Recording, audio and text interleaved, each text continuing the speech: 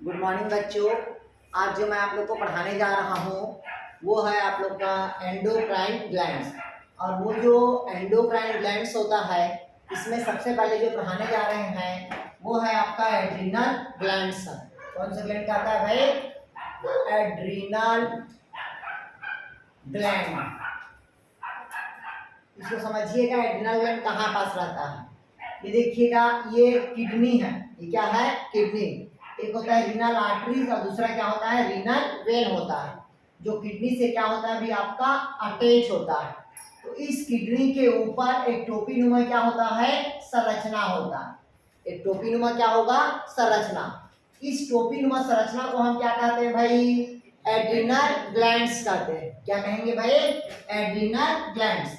ये जो adrenal glands होगा इसकी जो वजन होगा वो 3 से 6 ग्राम होता है। वजन कैसा होगा भाई?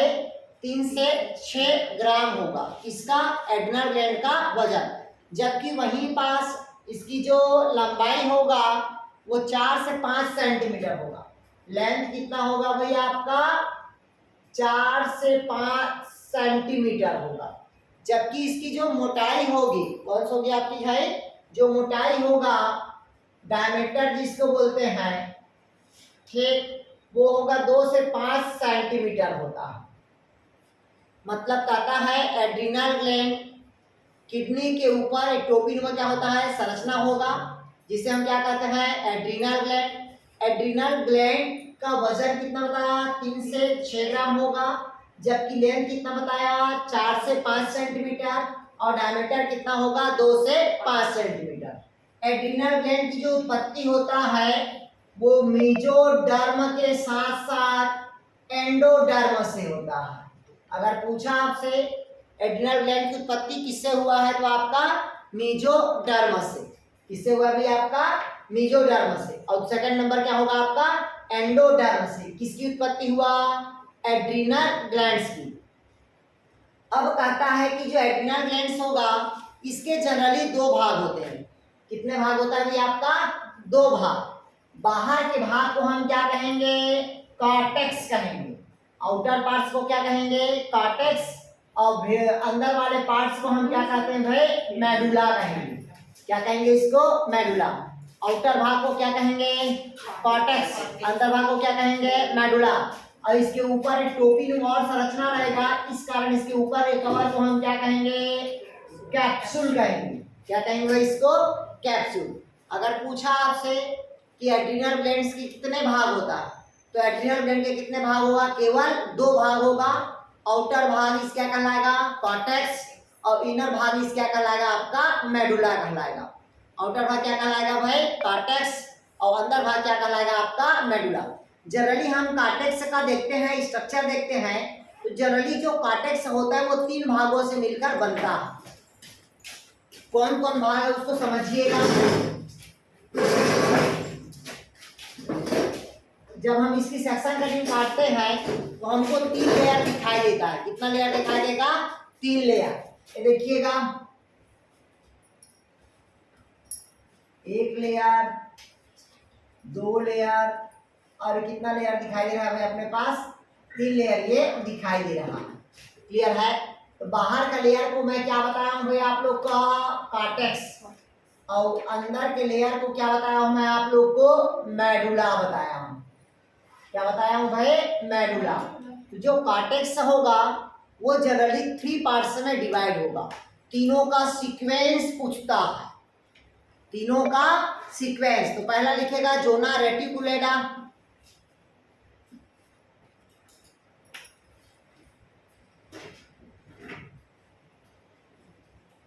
दूसरा लिखिए जोना ग्लैमुरुलोसा,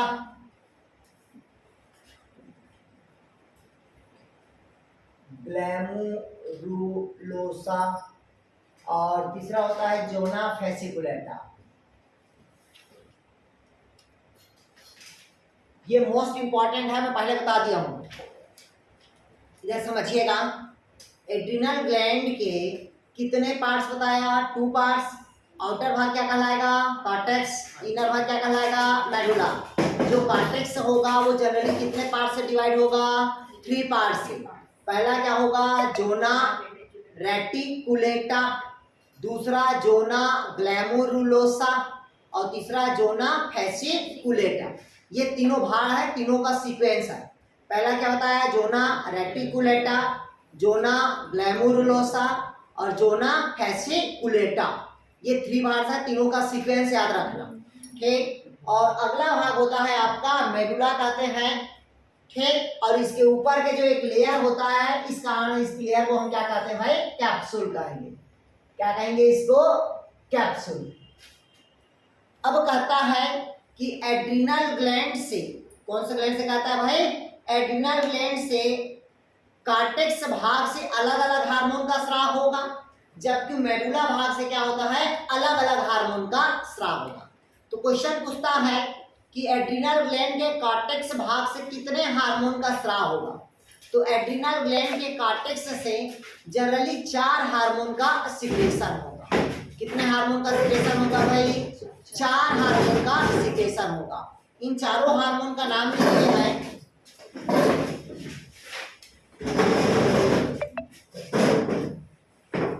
इधर देखिएगा, कहता है भाई, क्या कहता है, एड्रिनल ग्लैंड। एड्रिनल ग्लैंड कितना भाग बताया मैं आप लोग को, 2 भाग। पहला भाग क्या होगा, कार्टेक्स।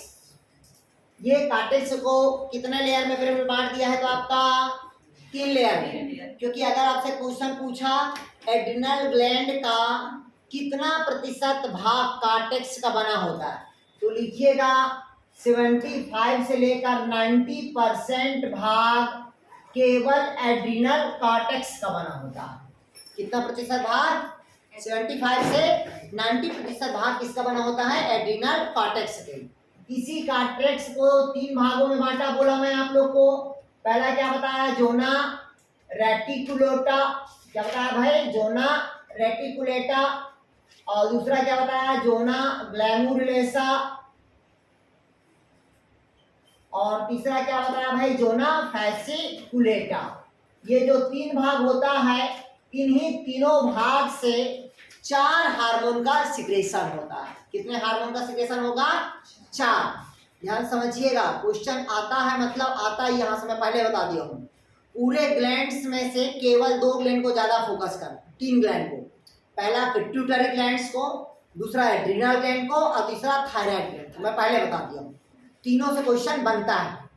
तो एड्रिनल ग्लैंड से तो 100% आता ही है, बाकी ग्लैंड को छोड़ देंगे, लेकिन इससे क्वेश्चन बनता ही है।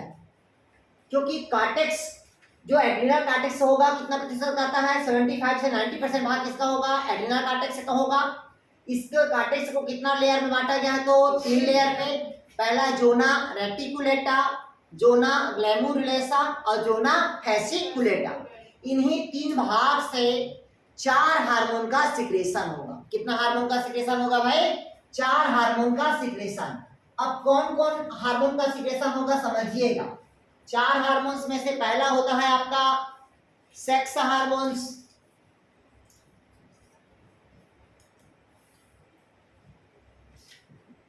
दूसरा होता है ग्लूकोकार्टिकाइड,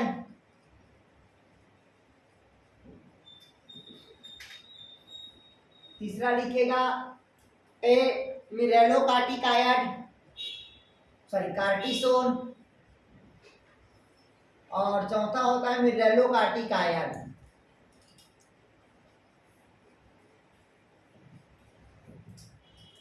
इधर समझिएगा भाई चारों को। अगर आपसे पूछा है एड्रिनल कार्टेक्स से कितने हार्मोन का स्राव होगा, तो 4 हार्मोन का स्राव होगा। पहला कौन सा हार्मोन होगा, सेक्स हार्मोन्स, दूसरा कौन होगा, ग्लूकोकार्टिकाइड, तीसरा क्या होगा, कार्टिसोन, और चौथा क्या होगा, मिरेलोकार्टिकाइड। क्लियर है। तो पहला देखते हैं अपन, सेक्स हार्मोन देखते हैं। क्योंकि आपको पता है कि जो सेक्स हार्मोन्स होता है वो मनुष्य या जंतुओं में, कोई भी जीवों में उसके व्यवहार को क्या करता है, वो प्रदर्शित करता है। किसको प्रदर्शित करता है भाई, उसके व्यवहार को। क्योंकि ये 2 चीज होता है, जोना फैसिकुलेटा और दूसरा जोना रेटिकुलेटा। दोनों को इसका सूक्ष्म मात्रा में से हार्मोन का स्राव होगा। इधर समझिएगा, अगर क्वेश्चन पूछा आपसे कि सेक्स हार्मोन का स्राव एड्रिनल कॉर्टेक्स के कौन सा लेयर से होगा, कौन सा लेयर से होगा, तो जो सेक्स हार्मोन्स होगा वो दो लेयर से हार्मोन का स्राव होगा सूक्ष्म मात्रा में।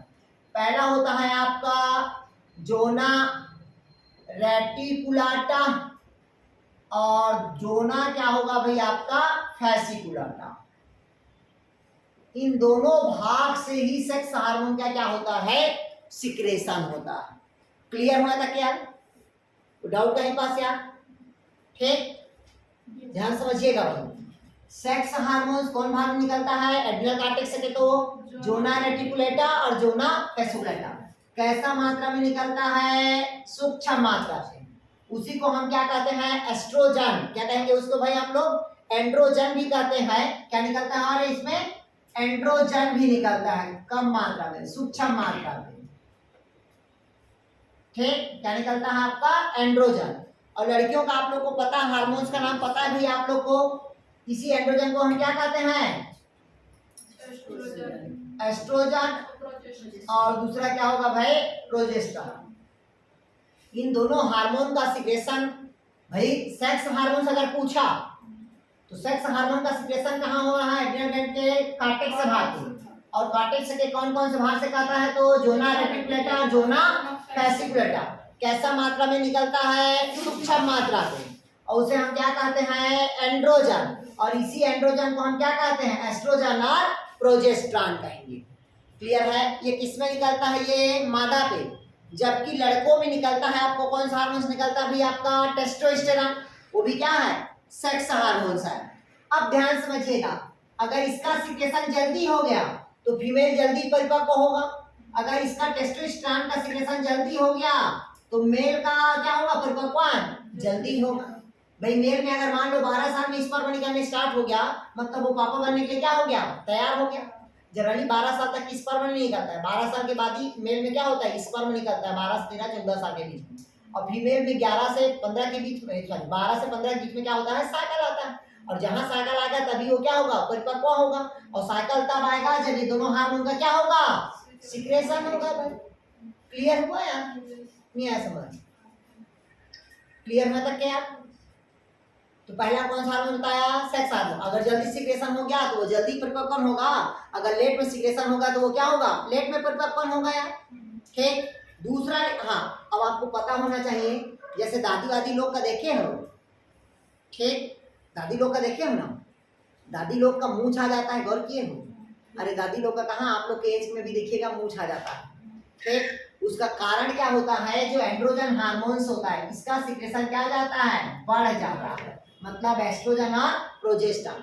इस कारण क्या होता है? दाढ़ी मुझे आना स्टार्ट हो जाता है। नॉर्मल देखिए पंजाबियों में तो आ ही जाता है। क्लियर होता क्या? पहला समझ आ गया। दूसरा लिखिएगा आप लोग ग्लूकोकार्टिकायड। दूसरा लिखिएगा हार्मोन्स में ग्लूकोकार्टिकायड।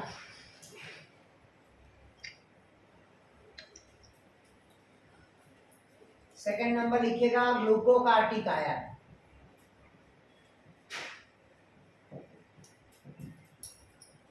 लिखिएगा ग्लूकोकार्टिकायड।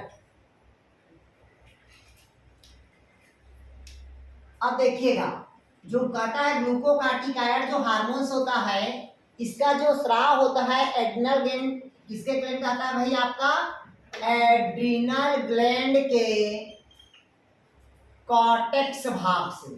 और वो भी कौन सा कॉर्टेक्स? तो लिखिएगा जोना फैसिकुलेटा। लिखिएगा ग्लूकोकार्टी हार्मोन एड्रिनल ग्लैंड के कॉर्टेक्स के जोना फैसिकुलेटा भाग से क्या होता है? इस हार्मोन का सिक्रेशन हो। लिखिएगा भाई, ग्लूकोकार्टिकायड हार्मोन का स्राव जोना फैसिकुलेटा के स्तर से होता है। कौन से स्तर से होता है? जोना फैसिकुलेटा के स्तर को होता है। अब ध्यान समझिएगा, इसके प्रभाव में रक्त में ग्लूकोज की मात्रा क्या होती है? बढ़ती है। के प्रभाव से क्या होता है? ब्लड में ग्लूकोज की मात्रा क्या हो जाती है? बढ़ जाएगा। और ब्लड में अगर ग्लूकोज की मात्रा बढ़ा मतलब आपको क्या प्रॉब्लम होगा? डायबिटीज का प्रॉब्लम होगा। किसका प्रॉब्लम होगा भाई? क्या होता है भाई आपका, मतलब ब्लड में क्या होता है? ग्लूकोज का बढ़ेगा, डायबिटीज का प्रॉब्लम होगा। इसी कारण कहता है कि लीवर में जो ग्लूकोज से ग्लाइकोजन में क्या होता है, बनने की क्रिया इसी हार्मोन के द्वारा नियंत्रित होती है। ध्यान समझिएगा, अगर आपसे पूछता ये बनता है कि जो ग्लूकोज से क्या बनना भाई, ग्लाइकोजन का बनना किस हार्मोन्स के कारण होता, तो कौन सा हार्मोन्स के कारण होगा, तो ग्लूकोकार्टिकायड हार्मोन के कारण। किसके कारण होगा भाई, आपका ग्लूकोकार्टिकायड हार्मोन्स के कारण होता है। अरे यार वाईफाई कैसे काम करना बंद। चलिए इधर देखिएगा, मैं आप लोगों को बताया ग्लूकोकार्टिकायड का सिक्रेशन, मतलब इस हार्मोन का स्राव एड्रिनल ग्लैंड के कार्टेक्स से कहां से होगा, जोना फेसिकुलेटा भाग से होगा। ये शरीर में ब्लड में क्या होता है, ग्लूकोज की मात्रा को नियंत्रण करता है, और ग्लूकोज से ग्लाइकोजन बनने के लिए जिम्मेदार कौन सा हार्मोन होगा, तो ग्लूकोकार्टिकायड होगा। और ग्लूकोज से ग्लाइकोजन का निर्माण शरीर में कहाँ संग्रहित होता है, तो लीवर पे। कहाँ बनता है ग्लाइकोजन का निर्माण, तो लीवर पे। स्टोर कहाँ होगा पूछेगा, तो लीवर पे। क्लियर हुआ था क्या। फिर कहता है इसकी अतिरिक्त होने से, मतलब ग्लूकोकार्ड की मात्रा क्या हो जाती है, बढ़ जाती है, तो शरीर में WBC की मात्रा बढ़ जाती है। लिखिएगा, ग्लूकोकार्ड हार्मोन की अधिकता से, हार्मोन की क्या हो जाएगी, अधिकता हो जाएगी, तो WBCS की मात्रा क्या हो जाएगा, बढ़ जाएगा। मतलब श्वेत रक्त कणिकाओं की मात्रा क्या हो जाएगी, बढ़ जाएगी।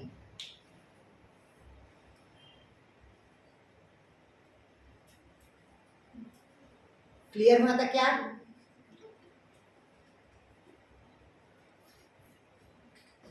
क्लियर हुआ था क्या, कोई डाउट कहीं पास।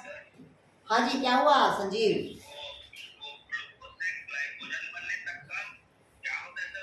ग्लूकोज से ग्लाइकोजन का निर्माण कहाँ होता है, मनुष्य के शरीर के लीवर पे होता है।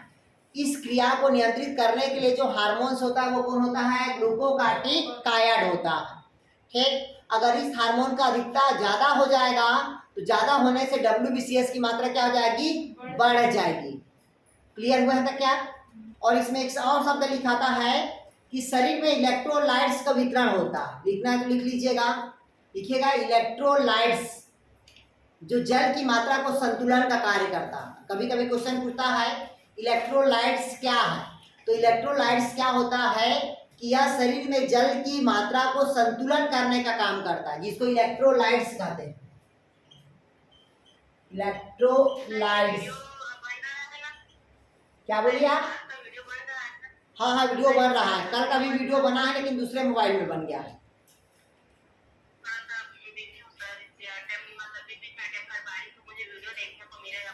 हाँ ठीक है ना।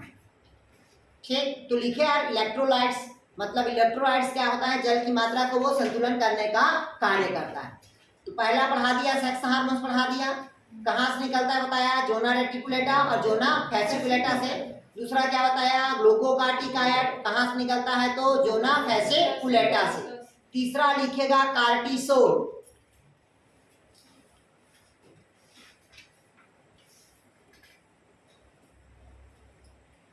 तीसरा लिखेंगे आप लोग कार्टिसोल।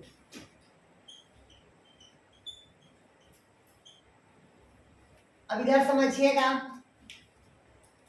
ये जो कार्टिसोन होता है, ठीक, जो कार्टिसोन बोलते हैं, ये हार्मोन शरीर में प्रोटीन की मेटाबॉलिज्म से संबंधित होता है। लिखिएगा, ये उपापचय को प्रभावित करती है, मेटाबॉलिज्म को प्रभावित करती है। किसको प्रभावित करता है भाई, आपका मेटाबॉलिज्म को प्रभावित करती, उपापचय की क्रिया को ये प्रभावित करती है। ये प्रतिरक्षी प्रतिक्रिया व्यवहार को प्रदर्शित करती है। लिखिएगा प्रतिरक्षी, क्वेश्चन को पूछता है प्रतिरक्षी निषेधात्मक व्यवहार का निर्धारण करती है, निषेधात्मक क्रियाओं का, जिसको इंग्लिश में बोलते हैं क्या, इम्यूनो सस्पेंसिव।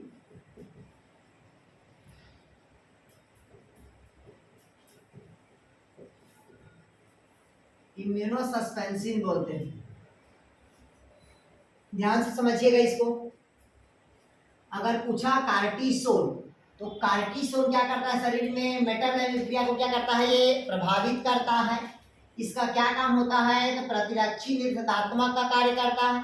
मतलब कोई भी बैक्टीरिया वायरस आता है तो उसको क्या करता है? ये किल करने का काम करता है, मारने का काम करता है, उसके प्रति लड़ने का क्या करता है? कार्य करता है। इसी कारण किसी भी व्यक्ति को जब किडनी ट्रांसप्लांट होता है, कितना ट्रांसप्लांट होता है? किडनी का जब ट्रांसप्लांट होता है तो जो इंजेक्शन लगाया जाता है, क्या लगाया जाता है भाई? इंजेक्शन जो लगाया जाता है वो इंजेक्शन का क्या नाम होता है? तो कार्टिसोन होता है। कभी कभी क्वेश्चन पूछता है कि किडनी ट्रांसप्लांट के समय इंजेक्शन लगाने का जो कार्य करते हैं वो कौन सा दवाई होता है? तो वो कौन सा दवाई होगा? कार्टिसोन होगा। ठीक, ताकि दूसरे अंग को इफेक्ट ये ना करे, इस कारण इसको क्या कहते हैं? कार्टिसोन का इंजेक्शन लगाया जाता है। अब चौथा लिखिएगा आप लोग, मिरेलोकार्टिकायड।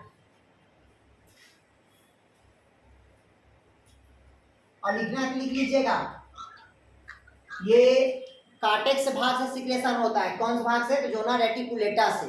इसको भी लिख लीजिएगा, कार्टिसोन जोना रेटिकुलेटा से सिक्रेशन होता है।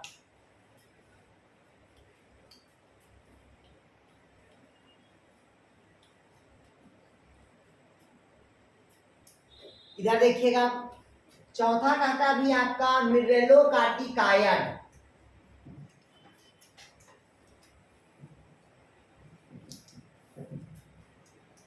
क्या कहता है भी आपका? मिनरेलोकार्टिकायड। मिनरेलोकार्टिकायड मतलब होता है मिनरल न्यूट्रिशन से। किससे संबंधित होता है? मिनरल न्यूट्रिशन से। कहता है कि यह हार्मोन्स रक्त में, किसमें कहता है? रक्त में, मतलब ब्लड में मिनरल न्यूट्रिशन को, मिनरल न्यूट्रिशन को प्रदर्शित करता है। ठीक, मतलब किसको करता है भाई?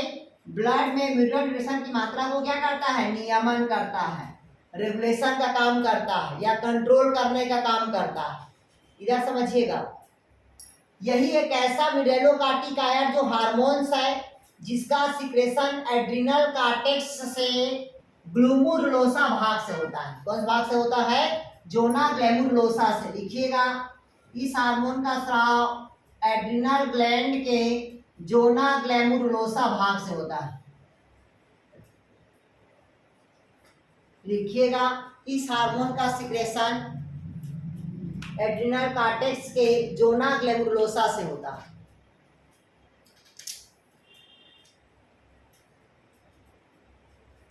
लिखिएगा, यह शरीर में, लिखिएगा, सोडियम और क्लोरीन आयन के अवशोषण को नियंत्रित करते हैं। ऐसा लिखिए, यह वृक्क नलिकाओं में, मतलब किडनी की ट्यूब में, लिखिएगा, वृक्क नलिकाओं में सोडियम एवं, वृक्क नलिकाओं में किसका कहता है? सोडियम एवं क्लोरीन आयन का अवशोषण करता है। मैं आप लोग को लिखवाया भी हूँ NaCl में, लिखवाया हूँ ना। सोडियम और क्लोरीन आयन का क्या करता है? ये एब्जॉर्प्शन करता है। इसी कारण से साल्ट रिटेनिंग हार्मोन्स भी कहा जाता है। साल्ट रिटेनिंग हार्मोन्स कहा जाता है। अब क्वेश्चन पूछा आपसे, इधर देखिएगा, क्वेश्चन पूछ दिया कि साल्ट रिटेनिंग हार्मोन्स, कौन सा हार्मोन्स को जाना जाता है? कौन सा हार्मोन्स को? मिरेलोकार्टिकायड। मिरेलोकार्टिकायड मतलब नाम से पता चल रहा है कि मिनरल न्यूट्रिशन को क्या करता है? ये नियमन करता होगा। और जितना भी हमारे शरीर पे जो मिनरल न्यूट्रिशन वो सब कहाँ है? ब्लड में है। ठीक, और यही वृक्क नलिका में क्या होता है? सोडियम और क्लोरीन के आयन को क्या करता है? एब्जॉर्ब करने का कार्य करता है। क्लियर हुआ था क्या? कोई डाउट नहीं पास? यहाँ ये पहला भाग कौन सा हुआ हमारा? कॉर्टेक्स। दूसरा भाग लिखिएगा एड्रिनल। दूसरा भाग लिखिएगा एड्रिनल, मतलब एड्रिनल मेडुला। दूसरा भाग लिखिएगा एड्रिनल मेडुला। पहला भाग देखे अपन, कॉर्टेक्स भाग देख लिए। कॉर्टेक्स से कितने हार्मोन का स्राव होगा बोला मैं आप लोग को? 4। पहला कौन सा बताया? Sex hormone. दूसरा क्या बताया? ग्लूकोकार्टिकायड।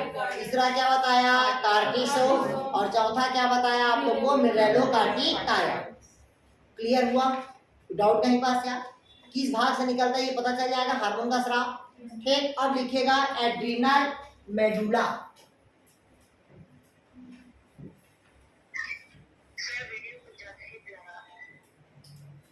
एक मिनट काट के जोड़ रहे हैं ना।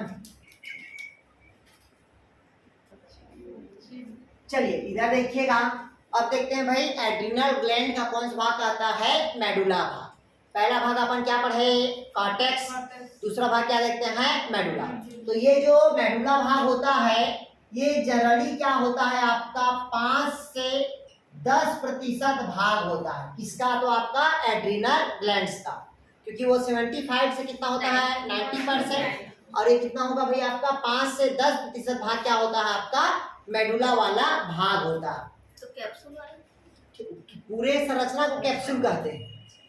ठीक, पूरे संरचना को हम क्या कहते हैं, कैप्सूल। ये देखिएगा ये क्या होता है जनरली, ये जो एड्रिनल कॉर्टेक्स होता है ये 2 हार्मोन का संश्लेषण करता है। कितने हार्मोन का संश्लेषण करेगा, 2 हार्मोन का सिंथेसिस करता है। कितने हार्मोन का सिंथेसिस करता है भाई, 2 हार्मोन का सिंथेसिस करता है। जो आप लोग को पता है सिंथेसिस करने में पहला होता है एपिनेफ्रिन, पहला क्या होगा आपका एपिनेफ्रिन, और सेकंड होता है आपका नॉन एपिनेफ्रिन, या इसी को बोलते हैं एड्रीनलिन, और दूसरा क्या होगा नॉन एड्रीनलिन। पहला इसी को क्या बोल देते हैं भाई आपका एड्रीनलिन, और दूसरा होता है आपका नॉन एड्रीनलिन बोलते हैं, कंफ्यूज नहीं होना है।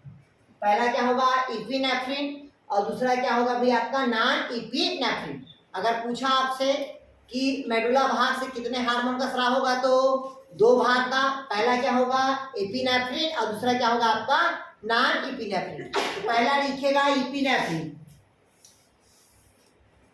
इपिनेफ्रिन मतलब कहता है कि ये मेडुला भाग का कितना प्रतिशत भाग होगा, 80% भाग हार्मोन का स्राव करता है इपिनेफ्रिन, और ये केवल कितना प्रतिशत भाग का करता है, 20% हार्मोन का सिक्रेशन करता है। क्लियर हुआ यहाँ तक के। अब जो काम का इसमें पॉइंट टू पॉइंट बस लिखेंगे, इसमें समझाने वाला नहीं, इसमें लिखाने वाला है पॉइंट टू पॉइंट। तो पहला लिखिएगा आप लोग इपिनेफ्रिन में, पहला लिखिएगा इपिनेफ्रिन में, पहला लिखे चलिए, लिखिएगा अरेखित पेशियों में उत्तेजना पैदा होना, लिखिएगा अरेखित पेशियों में उत्तेजना पैदा होना।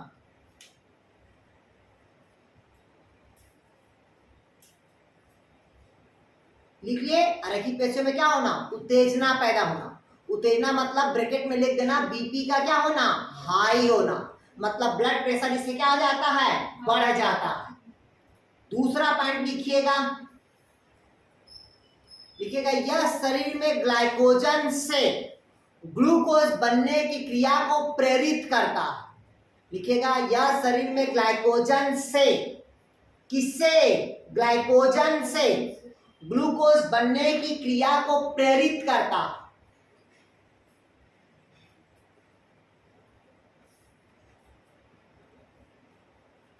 लिखिएगा इसे संकटकालीन हार्मोन्स भी कहा जाता है।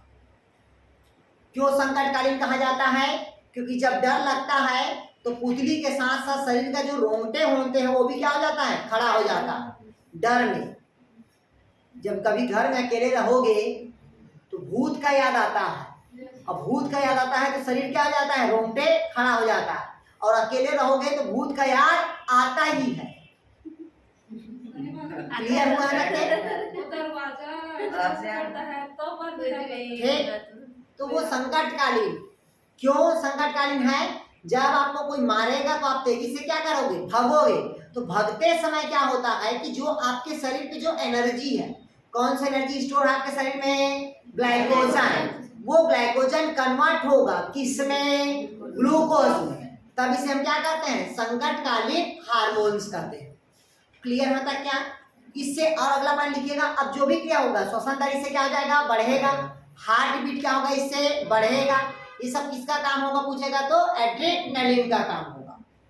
लिख लिया, लिखे, मतलब हार्ट बीट का बढ़ना, श्वसन दर का वृद्धि होना, ये सब किसके कारण होता है अभी आपका इपिनेफ्रिन। इसमें केवल दो चीज को याद रखना है। पहला मैं क्या बताया आपको, ग्लाइकोजन से ग्लूकोज का बनना, और दूसरा क्या चीज बताया, संकट कालीन। ठीक, उतलियों का बड़ा होना, फैलना, रोंगटे खड़ा होना, जितने भी डरावनी वाली बात आएगी समझ जाना वो क्या है, इपिनेफ्रिन। क्लियर होता है? दूसरा लिखेगा नॉन इपिनेफ्रिन।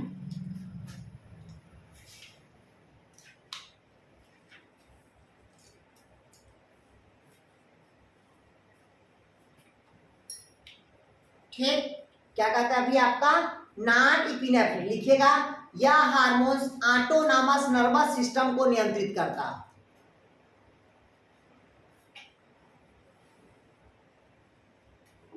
लिखिएगा यह हार्मोन्स, सॉरी ऐसे लिखिए, इस हार्मोन्स को लिखिए, इस हार्मोन्स को गतिमान या नियमन करने का कार्य एएनएस करता है, ऑटोनॉमस नर्वस सिस्टम करता है।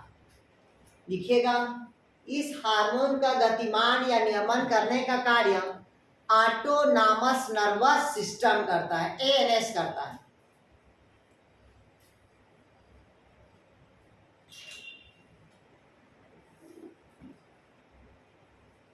लिखेगा यह हार्मोन शरीर के हृदय गति को नियंत्रित करता है। मतलब इस हार्मोन का पूरा काम होता है शरीर को क्या करना, नियंत्रण करना। लिखिएगा इस हार्मोन्स का, लिखिए यह शरीर में हृदय गति को क्या करता है, नियंत्रण करता है। ये पूरे हार्मोन्स का काम होता है शरीर को क्या करना, नियंत्रण करना, बैलेंस करने का काम करता है। क्या करने का काम करेगा, बैलेंस करने का काम।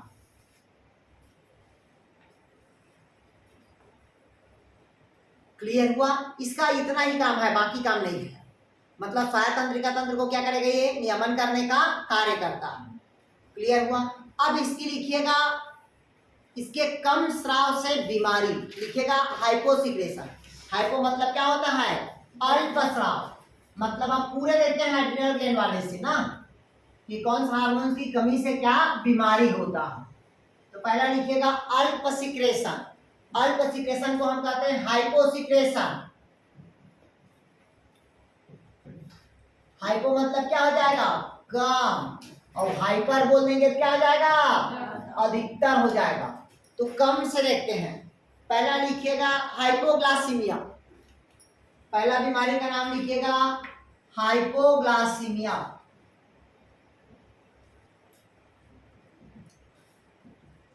लिखिएगा पहला हाइपोग्लासीमिया।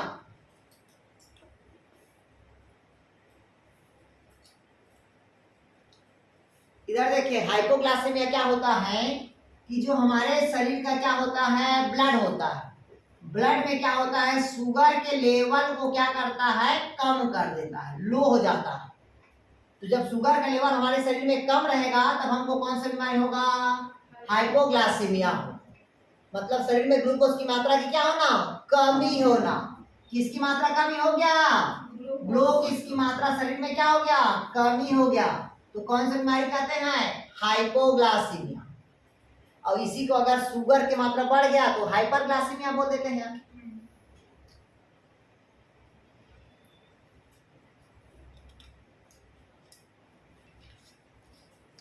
लिखे नहीं लिखे, पहला समझ आ गया। अब स्वाभाविक है जब आपके शरीर में क्या होगा, शुगर लेवल क्या हो जाएगा, कम होगा, तो शरीर में क्या होगा, घबराहट होगा। शरीर में क्या होगा, घबराहट होगा। घबराहट समझ रहे हो ना, सर का घूमना, चक्कर आना, ठीक, हृदय गति के दर में क्या होना, कम ज्यादा होना। क्लियर हुआ? ये सब किसके कारण होता है, तो ग्लूकोज की मात्रा का क्या होना, ब्लड में कम होना, तो वो क्या कहलाएगा, हाइपोग्लाइसीमिया। और शक्कर की अगर मात्रा बढ़ गया तो हाइपरग्लाइसीमिया हो जाएगा। दूसरा लिखेगा एडिसन डिजीज। दूसरा लिखेगा एडिसन डिजीज, एडिसन रोग।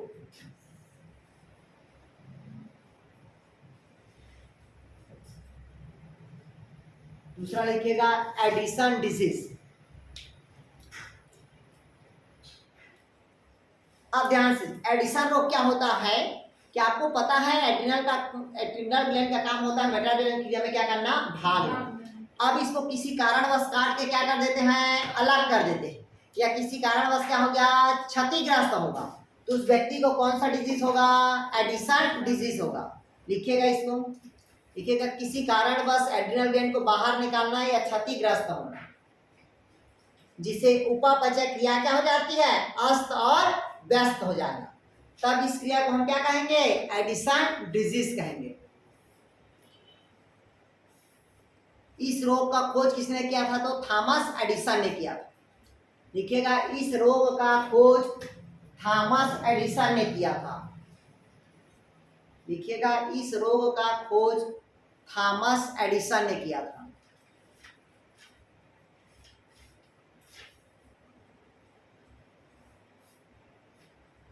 लिखिएगा, इस रोग का खोज थॉमस एडिसन ने किया था।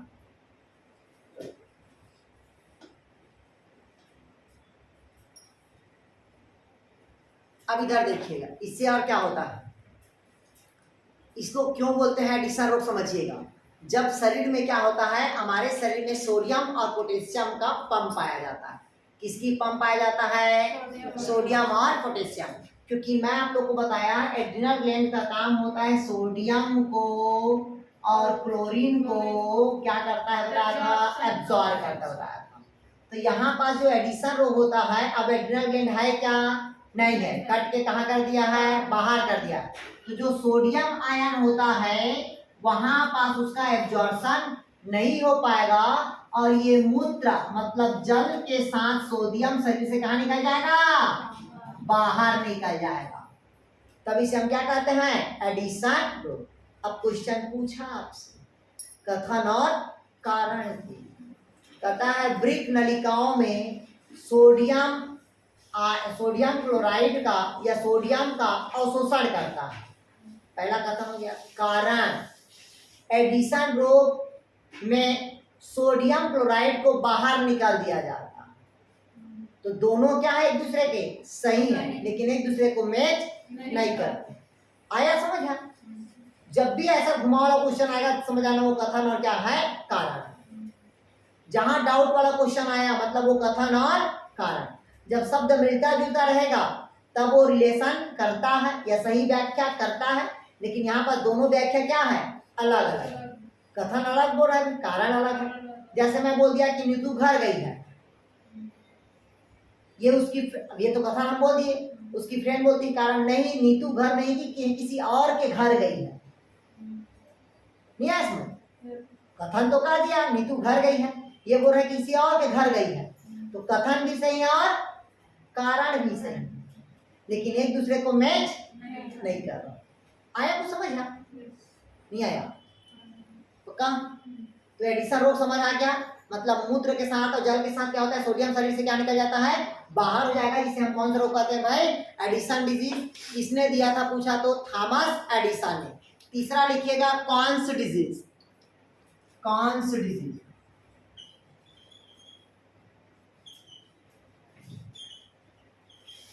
लिखिएगा cons disease, CONN, cons disease.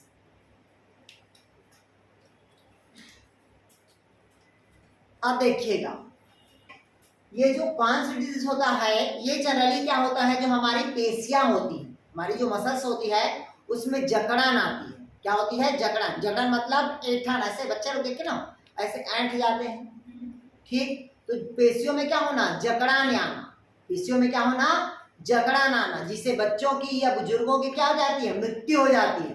उसे कौन सी बीमारी कहते हैं, कॉन्स डिजीज। लिखिएगा, पेशियों का जकड़न आना कॉन्स डिजीज कहलाता है। पेशियों का क्या होना, जकड़न आना, या पेशियों में क्या होना भाई, ऐंठन होना, ये कौन सा बीमारी है भाई, आपका कॉन्स डिजीज होगा। ये सब किसके सिक्रेशन है, अल्प स्राव से, कम स्राव से होने वाले बीमारी है। अब अधिकतर से लिखेगा हाइपर सिक्रेशन, हाइपर सिक्रेशन से होने वाले बीमारी का नाम। अब अधिकता से होने वाला,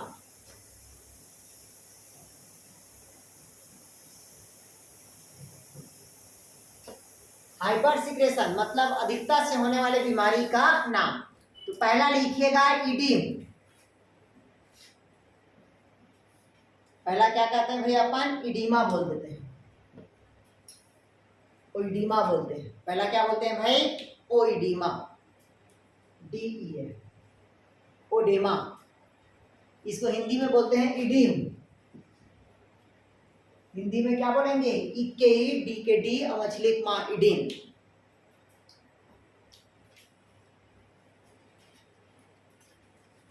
अब इसमें क्या होता है, इस हार्मोन में मूत्र के साथ हाइड्रोजन आयन का उत्सर्जन ज्यादा हो जाता है। किसके साथ जाता है, मूत्र के साथ हाइड्रोजन आयन का उत्सर्जन क्या हो जाना, ज्यादा हो जाना। जिससे कौन सी बीमारी होता है, इडिम बीमारी होता है। जिससे ब्लड प्रेशर क्या हो जाता है, बढ़ जाता है, और जगह जगह शरीर क्या हो जाता है, फूल जाता है। मतलब बीपी का क्या होना, हाई होना, और बॉडी पे कहीं कहीं पास क्या होना, स्वेलिंग होना। ये सब कौन सी बीमारी के कारण है, इडिम के कारण होता है। क्यों, क्योंकि हमारे यूरिन के साथ या जल के साथ हाइड्रोजन आयन क्या हो जाता है, बाहर आ जाता है, और बाहर आएगा तो जिससे बीपी क्या हो जाएगा, हाई हो जाएगा, और हमारा जो बॉडी क्या हो जाएगा, कहीं कहीं पास स्वेलिंग हो जाएगा। तो उसे हम कौन सी बीमारी कहते हैं, इडिम। दूसरा लिखिएगा आप लोग, हाइपरग्लाइसीमिया। ये तो बता दिया हूं मैं आप लोग को, हाइपरग्लाइसीमिया को बताया हूं ना यार, क्या बताया हूं कि ब्लड में ग्लूकोज की मात्रा क्या हो जाना, बढ़ जाना, वो क्या हो जाएगा, ग्लाइसीमिया हो जाएगा, हाइपरग्लाइसीमिया। शरीर में ग्लूकोज की मात्रा बढ़ा लेकिन प्रोटीन की मात्रा में क्या हो जाएगी, कमी हो जाएगी। लिख लीजिएगा, ग्लूकोज का हाई होना, ग्लूकोज का क्या होना, ज्यादा, और प्रोटीन का क्या हो जाना, कमी होना। और मैं पहले बता दिया हूँ, गर्मी के दिन में हमेशा कम वाला प्रोटीन खाना। गर्मी के दिन में हमेशा जितना से ज्यादा हो सके पानी वाला फल खाना। पानी वाला मतलब समझते हो, तरबूज, खरबूज, खीरा, तरबूज, खरबूज, खीरा। आ रहा है कि नहीं आ रहा है, आम जितना खा लो, जितना खा लो। अभी सीजन में आम जितना भी खाओगे कभी पेट को खराब नहीं करेगा। आया समझ में, जितना भी खा लो आम अभी के सीजन में पेट को खराब नहीं करेगा। जितना ही खरबूज खा लो, तरबूज खा लो, खीरा खा लो, ककड़ी खा लो, कभी तबीयत खराब नहीं होगा। लेकिन सायंकाल के समय सबको नहीं खाना। नहीं आया समझ में, क्योंकि ऑलरेडी ये ठंडा चीज है, और कभी भी ठंडा चीज को ठंडा में नहीं खाया जाता, हमेशा दोपहर में खाया जाता है। क्योंकि आपको पता है गर्मी है तो ठंडी मारेगी, और ठंडी को कौन मारेगा, गर्मी मारेगी। ये प्रकृति का नियम है। आया समझ में, नहीं आया। तो पहला क्या बताया इसमें, इडिम। दूसरा क्या बताया, हाइपोग्लाइसीमिया, रक्त में किसकी मात्रा बढ़ेगी, ग्लूकोज की मात्रा। किसकी मात्रा कम होगी, प्रोटीन की मात्रा कम होगी। ठीक है, इसी कारण देखिएगा, जो डायबिटीज पेशेंट रहते हैं उन लोग के शरीर में क्या होता है, ग्लूकोज की मात्रा बढ़ जाता है। तो चावल वावल खाते हैं तो उन लोग को क्या कहते हैं, प्रोटीन की शरीर में कमी हो गया है, तो बोलते हैं जितना भी फल फूल खा, बोलते हैं, बोलते हैं ना फल फूल खाने के लिए जितना से हो सके भाजी खाने के लिए बोलते हैं। क्यों भाजी खाने के लिए बोलते हैं, क्योंकि स्टार्च है। क्या रहता है, स्टार्च है। जितना ज्यादा खाओगे भाजी कोई फर्क नहीं पड़ेगा। आया समझ है, नहीं आया। जिससे डाइजेस्टिव सिस्टम क्या रहेगा, स्ट्रांग होगा। बोलते हैं फाइबर वाला चीज खाने से अच्छा रहता है शरीर के लिए, पाचन संबंधी अच्छा होता है। आया समझ है। जब किसी का पेट गड़बड़ है तो दिन भर एक दिन कुछ मत खाओ, खाली ORS का पानी पीते रहो। अगर पेट गड़बड़ है, हम भी नहीं आते, हमको भी डॉक्टर बताया। आया समझ, पेट गड़बड़ है दिन भर कुछ मत खाओ, केवल पानी पीते रहो, ORS ठीक हो जाएगा। आया समझ, मतलब 4 से 5 लीटर। क्लियर हुआ। चलिए तीसरा बीमारी लिखिएगा, कुशिंग डिजीज, कुशिंग सिंड्रोम। तीसरा लिखिएगा कुशिंग सिंड्रोम।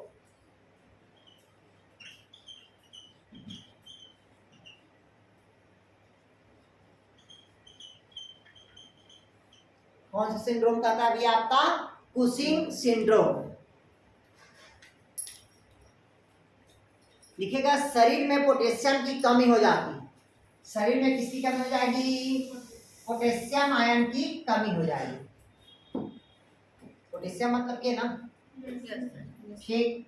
कुशिंग सिंड्रोम मतलब शरीर में पोटेशियम आयन की क्या हो जाएगी, कमी हो जाएगी, जिसके फलस्वरूप तंत्रिकाओं कोशिकाओं क्या होगा, प्रभावित होगा।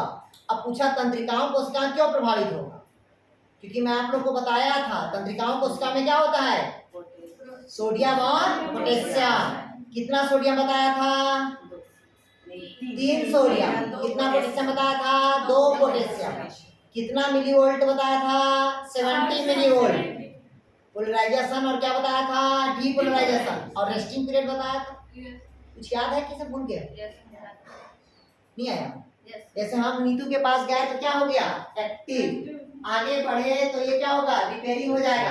ये समझ आ, उसके पीछे वाला क्या हो जाएगा, और यहाँ पास क्या होगा, ये तो हमारे सामने वाला इनएक्टिव रहेगा। करेक्ट नहीं आ रहा है यार, ठीक। तो कुशिंग सिंड्रोम में क्या होता है, शरीर में पोटेशियम आयन की क्या हो जाएगी, कमी हो जाएगी, और इसकी कमी से तंत्रिका कोशिकाओं को क्या होगा, वो प्रभावित होगा, जिसे हम क्या कहते हैं भाई, कुशिंग सिंड्रोम कहते हैं। लिखा है यहाँ तक के, इसे बच्ची गुहा चेहरों में कहीं भी वसा के जमाव के कारण चेहरा लाल व गोल सा हो जाता है और कंधे अत्यधिक मोटे हो जाते हैं। किसके जमाव के कारण होगा, तो आपका यहाँ पास फैट का जमा हो जाता है, ठीक। जिस भी व्यक्ति में देखिएगा वसा का जब जमा हो जाता है तो ये सब क्या होता है, भिंडोल दिखता है, या भिंडोल जैसे देखिए किसी का, अरे वो टीवी में आता है, वो बोलते हैं ऐसे जो कुबर रहता है, क्या बोलते हैं उसको, यहीं पास इसका बहुत ज्यादा दिखता है। अरे वो मोटू पतलू में दिखाता है ना, बॉडी बिल्डर वाला बॉक्सर बोलते हैं, ठीक। उसका देखना इतना ही आप दिखता है, मतलब फैट का उसके में क्या हो गया, जमा। मतलब कौन सी बीमारी बोलते हैं भाई उसको, कुशिंग सिंड्रोम। चलिए अगला लिखिएगा, इसी में आता है चौथा बीमारी, लैंगिक संलक्षण, एड्रीनोजेनाइटल बोलते हैं, एड्रीनोजेनाइटल। तो ये पता है आप लोग को, एड्रीनोजेनाइटल डिजीज बोलते हैं। मतलब कहता है अगर हार्मोन्स का, कौन सा हार्मोन्स कहता है, सेक्स हार्मोन्स का अगर जल्दी स्राव हो गया तो उसको कौन सी बीमारी हो जाएगा, एड्रीनोजेनाइटल सिंड्रोम होगा। क्या होगा भाई आपको, एड्रीनोजेनाइटल सिंड्रोम होगा, मतलब जल्दी परिपक्व आ जाएगा। उसी प्रकार से कहता है फीमेल में, देखिए लिखा है मादा जननांगों में नर जननांगों का विकास हो जाता है। कभी कभी देखिएगा जो फीमेल रिप्रोडक्टिव ऑर्गन्स होता है उसमें क्या होता है, नए रिप्रोडक्टिव ऑर्गन्स का निर्माण हो जाता है। छक्का लोग को देखे हो, नहीं देखे होगे तो सुन लो। छक्का लोगों में क्या होता है, एक तो केवल फीमेल रिप्रोडक्टिव ऑर्गन्स होगा, केवल क्या होगा, ऑर्गन्स होगा, फीमेल रिप्रोडक्टिव ऑर्गन्स, ठीक। लेकिन उसके बॉडी के अंदर यूट्रस का निर्माण नहीं होगा, उसके शरीर में साइकिल नहीं आता, केवल रिप्रोडक्टिव ऑर्गन्स भास रहता है। आया समझ, नहीं आया? मतलब वो फर्टिलाइजेशन में भाग हुआ लेकिन प्रोसेस हुआ, लेकिन फर्टिलाइजेशन का प्रोसेस नहीं हुआ, केवल रिप्रोडक्टिव ऑर्गन्स बस रहता है, यूट्रस नहीं रहेगा, पहला कंडीशन। दूसरा, मेल में, मेल का रिप्रोडक्टिव जो ऑर्गन्स होता है उसकी साइज क्या होगी, स्मॉलेस्ट होगा और नॉन मोटाइल होता है। नॉन मोटाइल मतलब नॉन फंक्शनल, कार्य नहीं करता। और तीसरा होता है जिसमें मेल भी रहता है और फीमेल भी रहता है। आया समझ, नहीं आया? ये किसका नहीं है, हाँ 3 प्रकार का होता है, थर्ड जेंडर, क्लियर है? कोई देखना एकदम धाकड़ लड़कियां जो रहती है केवल लड़कों जैसा दिखती है सर, तो इसमें स्पर्म बनता है? नहीं। जब बोल दिए उन लोग का टेस्टिस एकदम पोलपोल रहता है, पानी पानी रहता है, जो लटका हुआ रहता है ना टेस्टिस, जो सॉलिड रहता है, ठीक। तो लोग का टेस्टिस क्या होता है, एकदम छोटा नगण्य रहता है। और किसी का टेस्टिस शरीर के ऊपरी अंदर गुहा पे रहता है, तब भी वो क्या होगा, ट्रांसजेंडर होगा। आया समझ, नहीं आया? उसका एक्टिविटी बिहेवियर बचपन से समझ आ जाता है, बचपन से ही समझ आता है। हम बोले थे ना, हम लोग को पता चल जाता है, मम्मी पापा को पता चल जाता है, ठीक।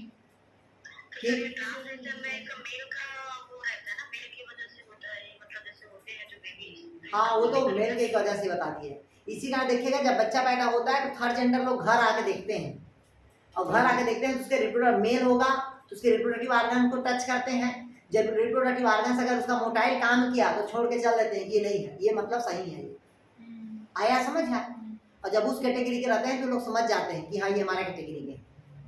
आया समझ, ये केवल रिप्रोडक्टिव ऑर्गन्स की ही पहचान है वो लोग। आया समझ ध्यान? नहीं आया? ठीक, तो ये क्या हो गया भाई? एड्नोजेनाइटल है, मतलब इसकी कमी और अधिकता से क्या होगा? बीमारी होगा। जो अभी थर्ड जेंडर पैदा होता है ना, इसी कारण होता है। किसके कारण होता है? तो एड्नोजेनाइटल सिंड्रोम के कारण होगा। लिखा है लड़कों के समय काफी पहले लैंगिक परिपक्वता आ जाती है। ठीक, कुछ तरुणों में स्तन भाग फूल जाते हैं, इसे क्या कहते हैं? गायनिकोमेस्टिया। लिखिएगा एक बार, फीमेल लिखिएगा, फीमेल का लिखिएगा गायनोमेस्टिया, गायनो इकोमेटिया, इसको लिखिएगा, ये काम का है गायनो इकोस्मेटिया। ये क्या होता है? गायनो इकोस्मेटिया होता है कि अगर मान लो हमारी बच्ची अभी 3 साल की, हमारी बच्ची कितने साल की है? 3 साल का है, और 3 साल में उसके ब्रेस्ट साइज क्या हो जाना? बढ़ जाना। जब ब्रेस्ट साइज इंक्रीज जाएगा तो उसको कौन सी बीमारी होगा?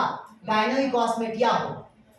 क्लियर हुआ? कौन सी बीमारी होगा भाई? गायनो इकोस्मेटिया। क्लियर मतलब क्या आया समझ?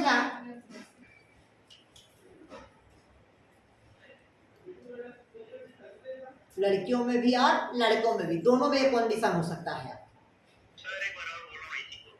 इधर देखिएगा, गायनो इकोस्मेटिया मतलब बच्चे में ही, लिखिएगा छोटे बच्चे या बच्चियां में स्तन का साइज का बड़ा होना, स्तन के साइज का क्या होना? बड़ा होना।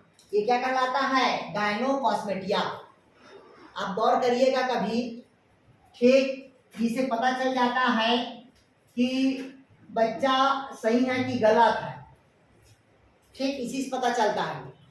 क्लियर है? मतलब रिप्रोडक्टिव ऑर्गन्स और उसके क्या होता है आपका ब्रेस्ट साइज पे डिपेंड करता है, क्योंकि छोटे से उम्र में क्या हो जाना? बड़ा हो जाना। आजकल तो ऑक्सीटोसिन दे रहे हैं, ऑक्सीटोसिन का गलत इफेक्ट पड़ रहा है आजकल।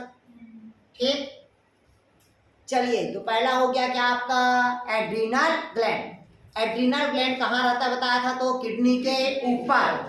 एड्रीनल ग्लैंड टोपीनुमा क्या बताया था? संरचना। एड्रीनल ग्लैंड के कितने भाग बताया? 2 भाग।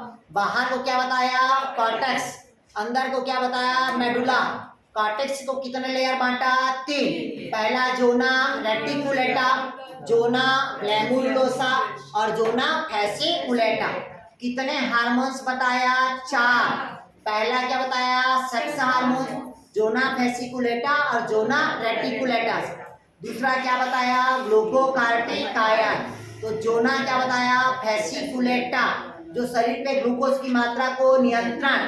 तीसरा क्या बताया? कार्टिसोल, जो जोना रेटिकुलेटा, शरीर पे कार्टिसोन का क्या लगाते हैं? इंजेक्शन, ताकि दूसरे ऑर्गन को इफेक्ट ना करे। चौथा क्या बताया? मिनरेलोकार्टिकायन, मतलब शरीर पे ब्लड में मिनरल न्यूट्रिशन की मात्रा को क्या करेगा? नियंत्रण। और इसका कहाँ से होगा? तो मिनरल मतलब क्या होता है? जोना ग्लैमुरुलोसा से।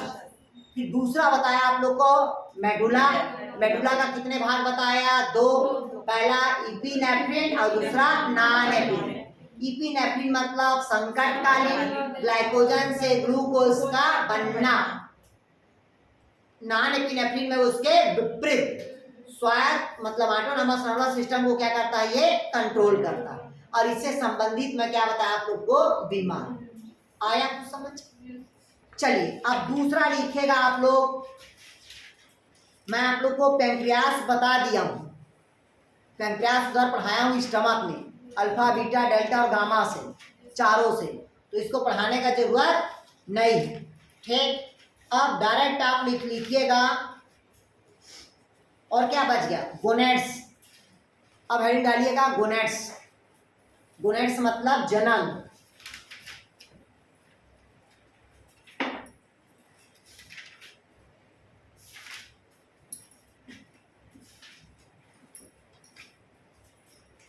लिखिएगा गोनेड्स या जनन बोलते हैं।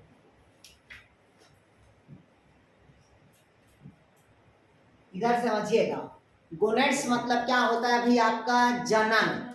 और जनन मतलब क्या होता है? 2 रिप्रोडक्टिव ऑर्गन्स, एक तो होगा मेल रिप्रोडक्टिव ऑर्गन्स और दूसरा क्या होगा भी आपका? Female reproductive organs. तो जो मेल रिप्रोडक्टिव ऑर्गन्स होगा जनरली उसमें क्या आता है? टेस्टिस आएगा। उसमें क्या आएगा? टेस्टिस। और दूसरा जो फीमेल होगा, फीमेल में क्या होता है भाई, ओवरियन। यही दोनों क्या कहलाता है आपका, गोनेड्स कहलाता है। क्लियर है तक के? तो ये जो दोनों हैं, तो दोनों को उत्पत्ति जो होता है वो भ्रूणी अवस्था के मेसोडर्म से होता है। किससे होता है, तो एम्ब्रियोनिक स्टेज के मेसोडर्म से होता है। किससे होता है भाई, मेसोडर्म से। क्लियर है तक के? इसे स्रावित होने वाले जो हार्मोन्स होता है वो शरीर में द्वितीयक लैंगिक लक्षण को क्या करता है, रिप्रेजेंट करता है। मतलब इससे निकलने वाले क्या होते हैं, हार्मोन्स होगा, जो सेकेंडरी मतलब फैक्टर को क्या करेगा, रिप्रेजेंट करेगा।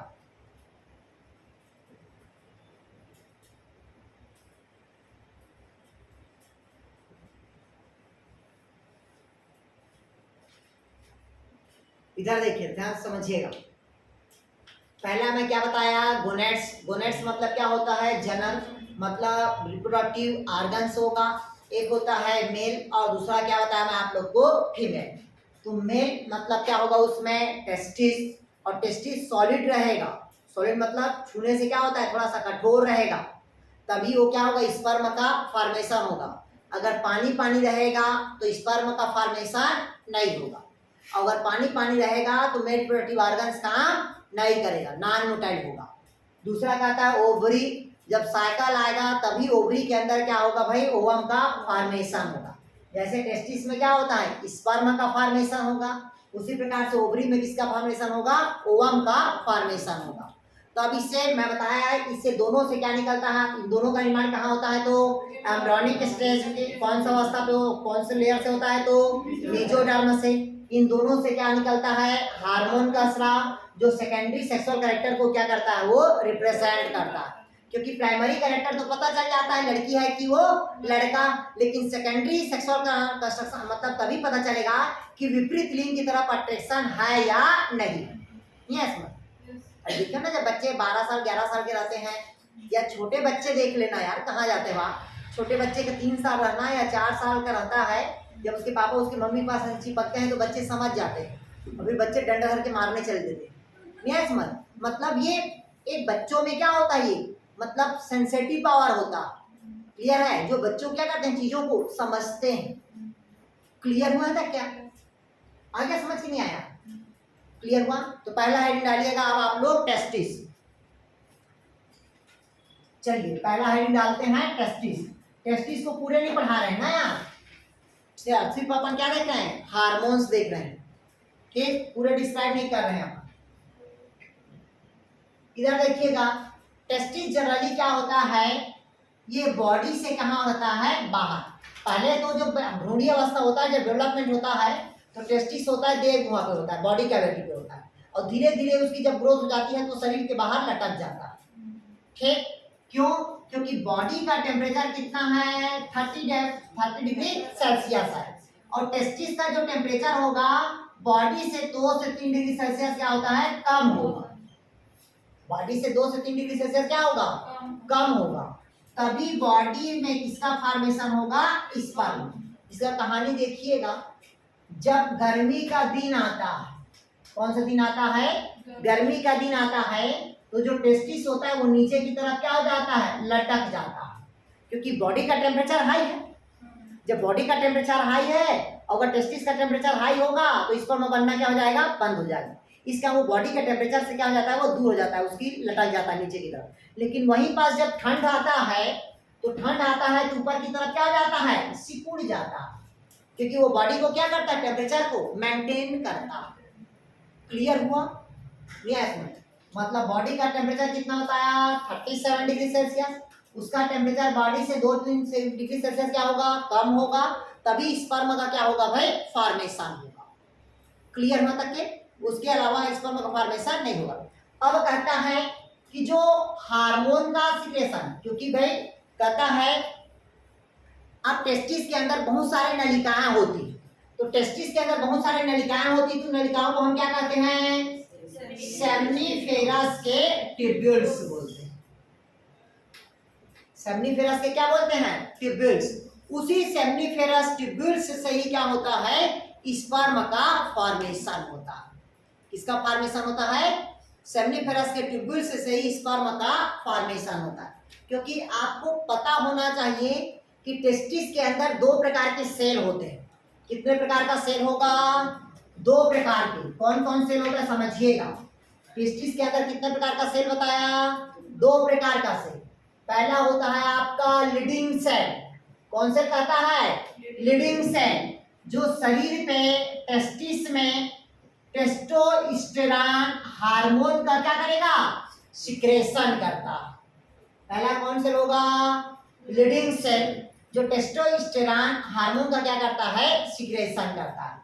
जबकि होता है आपका कौन सेल होता है अभी आपका, सर्टोली सेल। कौन सेल होता है, सर्टोली सेल होता है, जो स्पर्म को क्या प्रोवाइड करता है, न्यूट्रिशन प्रोवाइड करता है। क्लियर हुआ।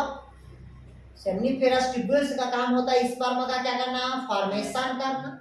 लेकिन इसके अलावा टेस्टिस में कितने प्रकार के कोशिका बताया, दो प्रकार का। पहला कौन सेल होगा, लीडिंग सेल, जो टेस्टोस्टेरॉन हार्मोन का क्या करेगा, स्राव करेगा। जबकि सर्टोली सेल क्या होता है, स्पर्म को न्यूट्रिशन प्रोवाइड करता है। अब कहता है इसी पे, कहता है इसमें हार्मोन का स्राव होगा।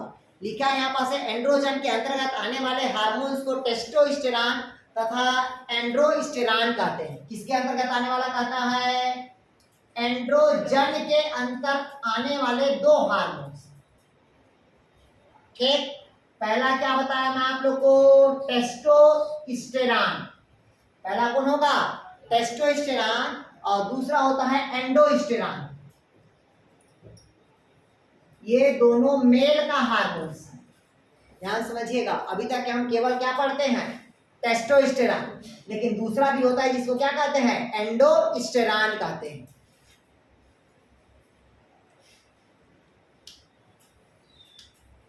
क्योंकि टेस्टोस्टेरॉन क्या बनाता है, स्पर्म बनाता है, और जो एंड्रोस्टेरॉन होता है उसे दाढ़ी मूंछ आता है। क्या आता है उससे, दाढ़ी मूंछ। इसीलिए मैं बोला कि एंडोस्टेरॉन जो होता है फीमेल में क्या होता है, इनएक्टिव कंडीशन पे होता है। जब ये सक्रिय हो जाती दादी वादी लोग में तो देखना क्या आ जाता है, दाढ़ी मूंछ आ जाता है। गौर किए हो, देखिए दाढ़ी मूंछ, ये देखिए दाई लोग का।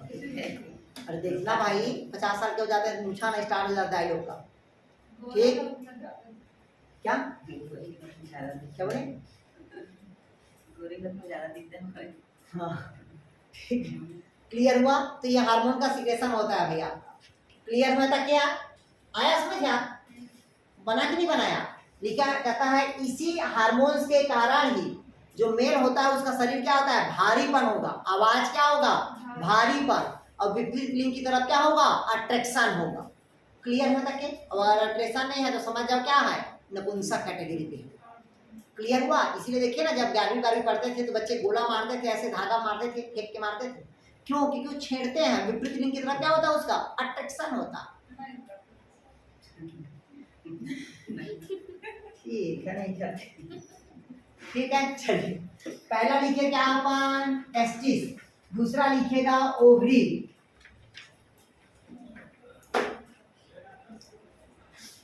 दूसरा लिखेगा, हाँ इसके और कुछ लिखा है लेकिन नहीं है, इतना ही बता रहा है इसमें। दूसरा लिखेगा ओवरी, सेकंड लिखिएगा ओवरी। अब देखिएगा फीमेल में क्या होता है, ओवरी के अंदर ओवम का फॉर्मेशन तभी होगा जब उसका बॉडी का टेम्परेचर और ओवरी का टेम्परेचर क्या होता है, इक्वल होगा।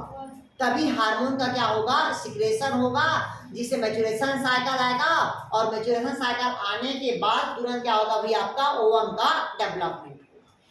तो ये क्या हुआ भाई हमारा ओवरी। क्योंकि आपको पता है कि मनुष्य के गर्भाशय के दोनों तरफ एक जोड़ी क्या पाया जाता है, ओवरी पाया जाता है। जैसे ये हमारा क्या हुआ, यूट्रस हुआ, ये क्या कहलाया, सर्वेक्स। यहाँ से ऐसे जो दिखाई दे रहा है वो क्या कहलाएगा, क्या कहलाएगा यार, ओवरी कहलाएगा। और इसी ओवरी से ऐसे जुड़ा हुआ क्या कहलाता है आपका, फैलोपियन ट्यूब होता है। क्या होता है भाई आपका, फैलोपियन ट्यूब। ये लंबा रहता है फैलोपियन ट्यूब, तो सब पढ़ाएंगे बाद में। इसके 3 भाग होता है, फिब्री होता है, एम्पुला होता है, फंडिबुलम होगा, नहीं समझ, वो सब अलग अलग है, वो बाद में पढ़ना।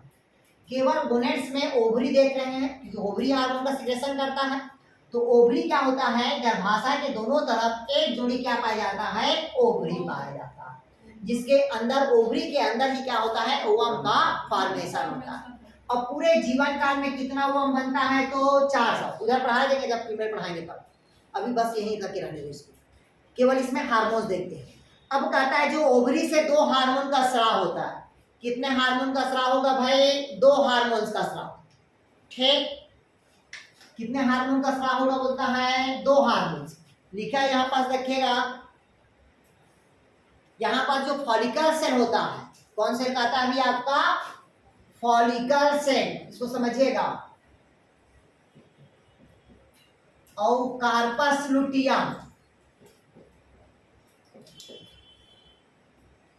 ध्यान समझिए। जैसे मेल में कितने प्रकार का सेल था, 2 प्रकार का था। पहला कौन सेल था, लीडिंग सेल, दूसरा क्या था, सर्टोली सेल। तो उसी प्रकार से फीमेल में भी कितना प्रकार का सेल होगा, 2 प्रकार के। पहला कौन होगा, फॉलिकल सेल, जिसको कहते हैं फॉलिकल स्टिमुलेटिंग हार्मोन्स, जानते हो, जो ओवरी से ओवम बनने के लिए क्या करता है, उत्पन्न करता है, और यही ओव्यूलेशन के टाइम क्या करता है, भाग लेता है। भाग लेता मतलब समझते हो, जैसे एक से कितना दिन है, 28 दिन, इसी के मध्य में क्या होना है, मेचुरेशन साइकिल आना है। जैसे आज 3 दिन चला, 4 दिन चला, 5 दिन चला किसी में, क्लियर हुआ। धीरे धीरे क्या होता है, ब्लीडिंग का हो गया, फ्रेश हो गया, फिर अब धीरे धीरे क्या होता है, इसके ओवम बनने लगेगा। ओवम क्या होगा भाई, बनने लगेगा। और 14वां से 16वां दिन के बीच में, कितने दिन के बीच में, 14वां से 16वां दिन के बीच में अगर इस बीच में फर्टिलाइजेशन हुआ तो 100% मम्मी क्या हो जाएगी, प्रेग्नेंट हो जाएगी। और जैसी मेचुरेशन साइकिल खत्म हुआ, अगर इस बीच में 4 दिन या 5 दिन का फर्टिलाइजेशन होता है बिना मैकेनिकल सपोर्ट के, ठीक, तो मम्मी प्रेग्नेंट नहीं होगी, क्योंकि इस बीच में ओवम का फॉर्मेशन नहीं हुआ रहता। अगर इस बीच में अगर फर्टिलाइजेशन हुआ तो 100% मम्मी क्या हो जाएगी, प्रेग्नेंट हो जाएगी। आज इंडिया में जनसंख्या बढ़ने का केवल यही कारण है कि लोग जागरूक नहीं, ठीक। अगर लोग जागरूक रहे तो इस बीच में टच मत करो तो वो कभी माँ नहीं बनेगी। आया समझ, क्योंकि वहां पर जो टाइम का ड्यूरेशन होता है वो केवल कितने घंटे का रहता है, 72 हावर्स का, ठीक। वो किसके पास, फीमेल के पास केवल 48 घंटा, फीमेल के पास कितना, 48 घंटा, और मेल के पास रहता है स्पर्म को सर्वाइव करने के लिए कितना घंटा, 72 घंटा। इस कारण जो मार्केट में जो टैबलेट मिलता है जिसको कहते हैं आईपील, उसमें लिखा रहता है 72 हावर्स, मतलब 72 घंटा के बीच में आप अगर आज फर्टिलाइजेशन हुआ है तो 72 घंटा के पहले आप उसके टैबलेट को खाएंगे तो उसके स्पर्म को जो एंटीनाइजिंग हार्मोन्स जो निकलता है स्पर्म से, उसको धीरे से क्या करेगा, नष्ट कर देगा और फर्टिलाइजेशन की क्रिया में भाग नहीं लेगा। लेकिन इसका गलत भी इफेक्ट है, ये यूट्रस में जाके क्या करता है, आपका ये फाइब्राइड बनाता है, यूट्रस में जाके क्या करता है, फाइब्राइड्स बनाता है। लेकिन पहले जब मार्केट में आया था टैबलेट जो गांव गांव बंटता था, जो आपको सबको पता होगा, सहेली, ठीक, माला डी, माला एन, ये सब कहाँ का सेंटर बनाया था, लखनऊ का। तो पहला क्वेश्चन पूछता है कि पहला जो मतलब जो दवाई बनाने वाला कौन सा है, तो वो सहेली है, ठीक। क्या है, सहेली। पहले गांव के आंगनवाड़ी में फ्री में मिलता था, हमको याद है हम जाते थे पहले, फ्री में मिलता था, ठीक। और आजकल वही मार्केट में 110-120 रुपए का रहा। और जो अभी ये बनाया था सहेली दवाई, उसका डेथ हुआ है अभी, ठीक। तो ये क्वेश्चन को रट लेना, रट लेना, रट लेना, ये सहेली वाले को ये आएगा, मतलब आएगा, क्योंकि इसको जो बनाने वाला जो साइंटिस्ट था उसका नाम पता कर लेना, और अभी इसी सत्र में वो खत्म हुआ, ठीक। तो ये क्वेश्चन आएगा, मतलब आएगा। 2 क्वेश्चन 100% आएगा, पहला एस स्वामीनाथन जो खत्म हुआ वो, और ये सहेली टैबलेट वाला वो, 2 क्वेश्चन हुआ, ये 2 क्वेश्चन तो 100% है, ठीक है यार, नहीं आया। तो इसमें कौन से बताया, फॉलिकल से, दूसरा कौन होगा, कार्पस लुटियम। तो ये तो बता दिया फॉलिकल कब होता है, जब ओवरी से ओवम निकलता है तब फॉलिकल स्टिमुलेटिंग काम करता है। कार्पस लुटियम से 2 हार्मोन्स बनता है, आप लोग को पता होना चाहिए, पहला एस्ट्रोजन, दूसरा क्या होता है आपका, प्रोजेस्टेरॉन। कौन होता है अभी आपका, तो इसका पहले कहानी सुन लीजिए फिर लिखिएगा। जो कार्पस लुटियम होता है अगर वो प्रेग्नेंट है, मम्मी क्या है, प्रेग्नेंट है, तो कार्पस लुटियम आपके शरीर में 8 से 9 मंथ तक के रहेगा। कार्पस लुटियम 8 से 9 मंथ तक के रहेगा। वो यूट्रस को डेवलपमेंट करता है, संकुचन और शीतलन की क्रिया में क्या करेगा, भाग लेगा। अगर वही पास फर्टिलाइजेशन का प्रोसेस नहीं हुआ तो मैच्योरेशन साइकिल के दौरान वो जब फटता है कार्पस लुटियम, तभी ब्लीडिंग के रूप में क्या होता है, बाहर आता है। आया समझ, नहीं आया, क्लियर हुआ?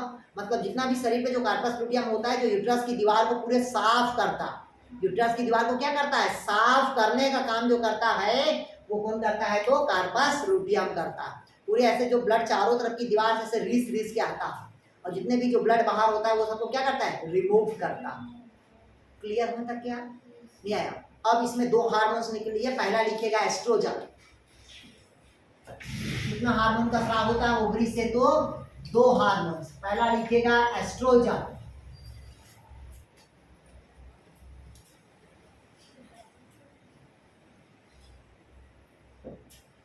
अब आपको पता है इस हार्मोन का स्राव कब होता है, 11 से 13 वर्ष के मध्य होता है।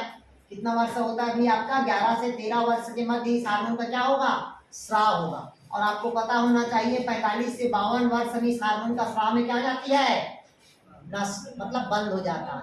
इसके बाद इस हार्मोन का सिक्रेशन नहीं होगा।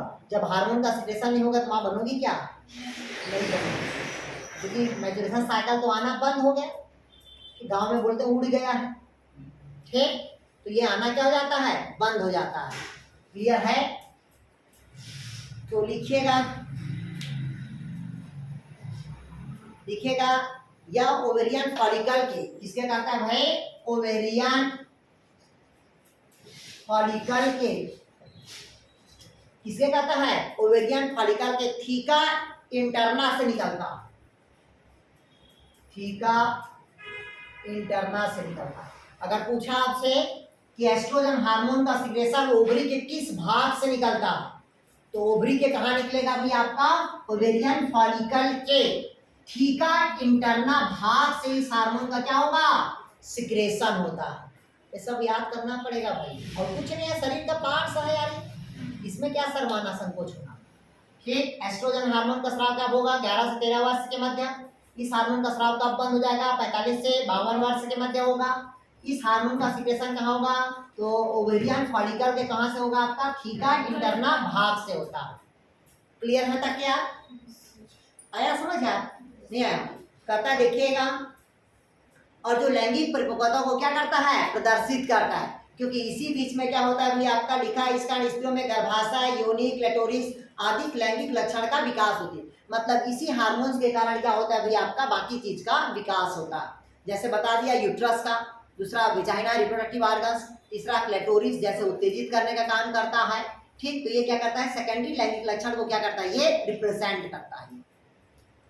कभी कभी देखिएगा लिखा है, ये हेयर वेयर वो सब रहने दीजिए, फैट का जमा, हाँ, ये शरीर में वसा का जो जमाव पड़ता है वो कौन हार्मोन करता है, तो एस्ट्रोजन। नहीं तो छोटे से बच्चे का शादी नहीं करते थे 11 साल 12 साल में, भाई साइकिल आना तो स्टार्ट हो गया, शादी तो कर सकते हैं, लेकिन शादी इसलिए नहीं करते हैं छोटे उम्र में 11-12 साल में, क्योंकि जो रिप्रोडक्टिव ऑर्गन्स होता है वहाँ पास फैट का जमा नहीं होता, और जब फैट का जमा नहीं होता, जब प्रेशर पड़ेगा तो यूट्रस का क्या होता है, फटने का चांस रहता है। जब तक वहाँ पास गद्दा नहीं बनेगा, फैट का जमा नहीं होगा, तब तक शादी नहीं करते भाई।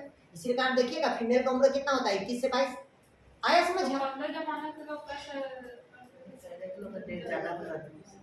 पहले के लोग कहते, लेकिन डेथ भी ज्यादा होता था, मृत्यु भी बहुत ज्यादा होता था। गौर किए थे कि मतलब 2 शादी करते थे, 3 शादी करते थे, तो डेथ की रेशियो ज्यादा था उस समय। बता देना उसका कारण वही है, क्योंकि उस समय क्या होता है, फैट का जमा नहीं होता था यार। क्लियर है तक के? चलिए दूसरा लिखिएगा, देखिए लिखा है अधिक कम होने पर क्या होता है, स्टेरॉइड भाई हार्मोन का सिक्रेशन नहीं हुआ क्या हो जाएगा, फीमेल बांझपन हो जाएगा। इस कारण कहते हैं कि शादी होने के बाद 2 साल बाद बच्चा ले लो। आया समझ? क्या होते हैं आपको पता है, प्रकृति का नियम है, धीरे धीरे स्पर्म की जो क्वांटिटी होता है धीरे धीरे क्या हो जाता है, कम हो जाता है। आजकल चलन चल रहा है कि शादी के 5 साल तक के हम बच्चा पैदा नहीं लेंगे। अरे अंत में तो आपको लेना ही पड़ेगा, उससे अच्छा बच्चा पहले ले लो। नहीं आया समझ आ? क्योंकि देखिए ना, जो IVF की मात्रा दिन प्रतिदिन क्या हो रहा है, बढ़ते जा रही है। ठीक, नहीं आया समझ? अरे बच्चा पहले ही बाद में लेना था तो शादी बाद में करना था 5 साल बाद। नहीं आया समझ आया? ये हमारी पर्सनल सॉल्यूशन है भाई, अब आप लोग का हम नहीं जानते। क्लियर हुआ यहाँ तक के? चलिए दूसरा होता है आप प्रोजेस्टेरॉन। पहला कौन होता है आपका? एस्ट्रोजन हार्मोन, और दूसरा होता है आपका प्रोजेस्टेरॉन हार्मोन। दूसरा कौन सा हार्मोन क्या होता है अभी आपका? प्रोजेस्टेरॉन। पहला हार्मोन क्या बताया? एस्ट्रोजन। दूसरा हार्मोन लिखिएगा प्रोजेस्टेरॉन। लिखिएगा कार्पस लुटियम द्वारा सिक्रेशन होता है। इसके द्वारा सिक्रेशन होता है भाई आपका ये कार्पस लुटियम, लुट लो बोलते हैं। उधर कार्पस कैलोसम था ब्रेन में, और यहाँ पास क्या है? कार्पस लुटियम है। अब देखिएगा कार्पस लुटियम मतलब इस हार्मोन का सिक्रेशन कब होता है समझिएगा। इधर समझिएगा, जब मैं आपको बोला कि मासिक चक्र होता है 1 से कितना दिन के? 28, इसी के बीच में होता है, हर मंथ होता है नया। फिर उसके बाद देखेगा किसी के शरीर में क्या होता है? इरेगुलर हो जाता है। इरेगुलर मतलब 15 दिन, 20 दिन, 25 दिन में आ रहा है, मतलब वो क्या है? इरेगुलर है। मतलब उसके शरीर में वीकनेस आना 100% होगा। उसके शरीर में हीमोग्लोबिन की क्या होगी? कमी होगी, और आने वाले 5 साल 10 साल के बाद वो माँ नहीं बन पाएगी, क्योंकि ओवरी के अंदर ओवम का फॉर्मेशन नहीं हो रहा। मतलब फॉर्मेशन हो रहा है लेकिन कंप्लीट डेवलपमेंट नहीं हो रहा। ऐसा है, अगर है तो डॉक्टर से एक बार सलाह ले लें। ये अलग बात है कि बीच में फर्टिलाइजेशन हुआ तो 2 दिन ज़्यादा हो जाता है, 2 दिन कम, या 2 दिन पहले आ जाता है, ये अलग नेचर है। 2-4 दिन आगे पीछे होता है, बिना फर्टिलाइजेशन का भी, फर्टिलाइजेशन के बाद भी। क्लियर है? तो उसमें डर नहीं। जब ये 14वां दिन होता है, 1 से कितना दिन कहता है? 14वां, तो इस दौरान क्या होता है? जो कार्पस लुटियम से एक हार्मोन का सिक्रेशन होता है। वो कौन सा हार्मोन है? प्रोजेस्टेरॉन। इसी कारण देखिए जब साइकिल पढ़ाएंगे तो उस समय पढ़ेंगे ऐसे रहता है, एक एस्ट्रोजन रहेगा, दूसरा क्या रहेगा आपका? प्रोजेस्टेरॉन। क्लियर हुआ? वो पढ़ाएंगे जब मैं जो है साइकिल पढ़ाएंगे तब। क्लियर हुआ तक क्या? तो अगर पूछा प्रोजेस्टेरॉन हार्मोन का स्राव कहाँ से होगा तो कार्पस लुटियम से होगा। और कब होता है? तो 14वां से 16वां दिन के मध्य, मतलब ओवरी से ओवम का अंडोत्सर्ग के दौरान होता है। ओव्यूलेशन के दौरान इस हार्मोन का सिक्रेशन होगा। लिखिएगा, ओव्यूलेशन के दौरान मतलब अंडोत्सर्ग के दौरान ही इस हार्मोन का स्राव होता है।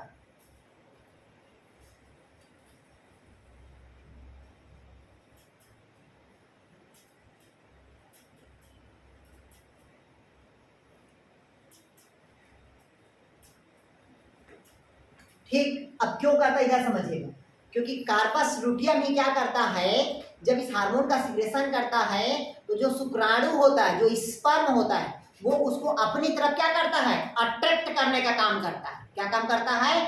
अट्रैक्ट का काम करता है। क्यों? क्योंकि जब रिप्रोडक्शन का प्रोसेस होता है तो ग्लैंड्स निकलता है, जिसको कहते हैं बर्थोलिन ग्लैंड्स। वो मार्ग को क्या करता है? वो चिकना प्रोवाइड करता है, और जो खुशबू आता है, खुशबू मतलब जो फीमेल को अपनी तरफ क्या करता है? अट्रैक्ट करता है, वो बर्थोलिन ग्लैंड्स के कारण होता है। तो यही जो कार्पस लुटियम होता है, ये उसको स्पर्म को अपनी तरफ क्या करेगा? अट्रैक्ट करता है, और उसको फर्टिलाइजेशन क्रिया में क्या करने लगता है? वो भाग करने लगता है। इसके अलावा जब कार्पस लुटियम यूट्रस में जाता है, और जब यूट्रस में जाने के बाद अगर वो परिपक्व है तो मिसकैरेज का चांस नहीं होगा। अगर कार्पस लुटियम जहां यूट्रस में गया और यूट्रस में अगर यहाँ के फट गया तो वो क्या होगा भाई? आपका गर्भधारण क्या हो जाएगा? वो बाहर हो जाएगा, मतलब मिसकैरेज हो जाएगा। आया समझ? तो केवल किसके कारण होता है? तो कार्पस लुटियम के कारण होता है। आया समझ? है नहीं? देखिए किसी का देखना ना, मतलब 2 महीना 3 महीना हर बार खराब हो जा रहा है, मतलब उसका बॉडी का टेम्परेचर क्या है? हाई है। ठीक, नहीं आया समझ? क्लियर हुआ? आ रहा कि नहीं आ रहा है? इस कारण हमेशा क्या होता है? मिसकैरेज होता है। क्लियर है? तो इसी सब से बचने के लिए क्या आता है भाई? डॉक्टर के पास जाते हैं तो डॉक्टर बोलता है IVF का सलाह देता है। क्लियर हुआ? तीसरा लिखेगा रिलैक्सिन हार्मोन। पहला क्या लिखे? एस्ट्रोजन। दूसरा क्या लिखे? प्रोजेस्टेरॉन। तीसरा लिखेगा रिलैक्सिन हार्मोन।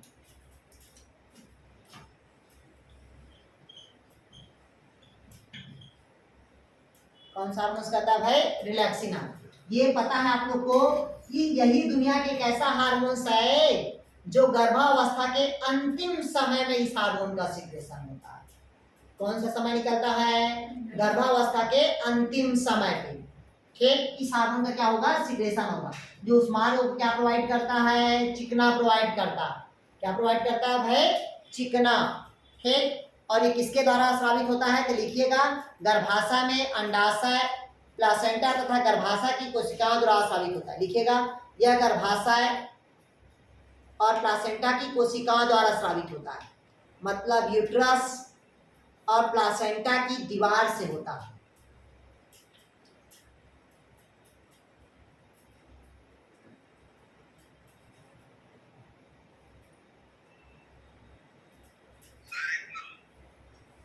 देखिए, रिलैक्सिन हार्मोन क्या होता है? गर्भावस्था के अंतिम दौरान में ही होता है।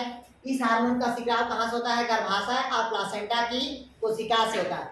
आप लोग को पता होना चाहिए, यही एक ऐसा हार्मोन्स होता है जो रिलैक्सिन हार्मोन्स बोलते हैं, जो पेल्विक गार्डल को, जिसको कहते हैं प्यूबिक सिम्फाइसिस, प्यूबिक सिम्फाइसिस, उसको जो फैलाने का काम करता है। किसका काम करता है? फैलाने का। वो केवल कौन काम करता है? रिलैक्सिन हार्मोन्स करता है। और ये बाद में उसको क्या करता है? संकुचन करने का काम करता है। भाई, बच्चा बाहर निकला उस मार्ग से, बाहर निकलने के बाद उसकी साइज क्या हो जाएगी? इंक्रीज हो जाएगी। लेकिन जैसे क्या होता है, रिलैक्सिन हार्मोन्स और ऑक्सीटोसिन हार्मोन्स की मात्रा कम होते जाएगी, तो धीरे से वो मार्ग क्या हो जाएगा? सिकुड़ जाएगा, मतलब वो अपने प्रारंभिक अवस्था पे आ जाएगा। क्लियर हुआ यार? नहीं आया समझ? तो कौन जिम्मेदार होता है? तो ये रिलैक्सिन हार्मोन्स होगा। क्लियर हुआ? लिखा है, प्रसव में आसानी होती है, इसी कारण गर्भ, मतलब अगर इस हार्मोन का सीक्रेशन ज्यादा हो जाएगा तो गर्भपात में क्या होता है? उसकी जो मार्ग होता है उसकी चौड़ा कर देता है मार्ग को।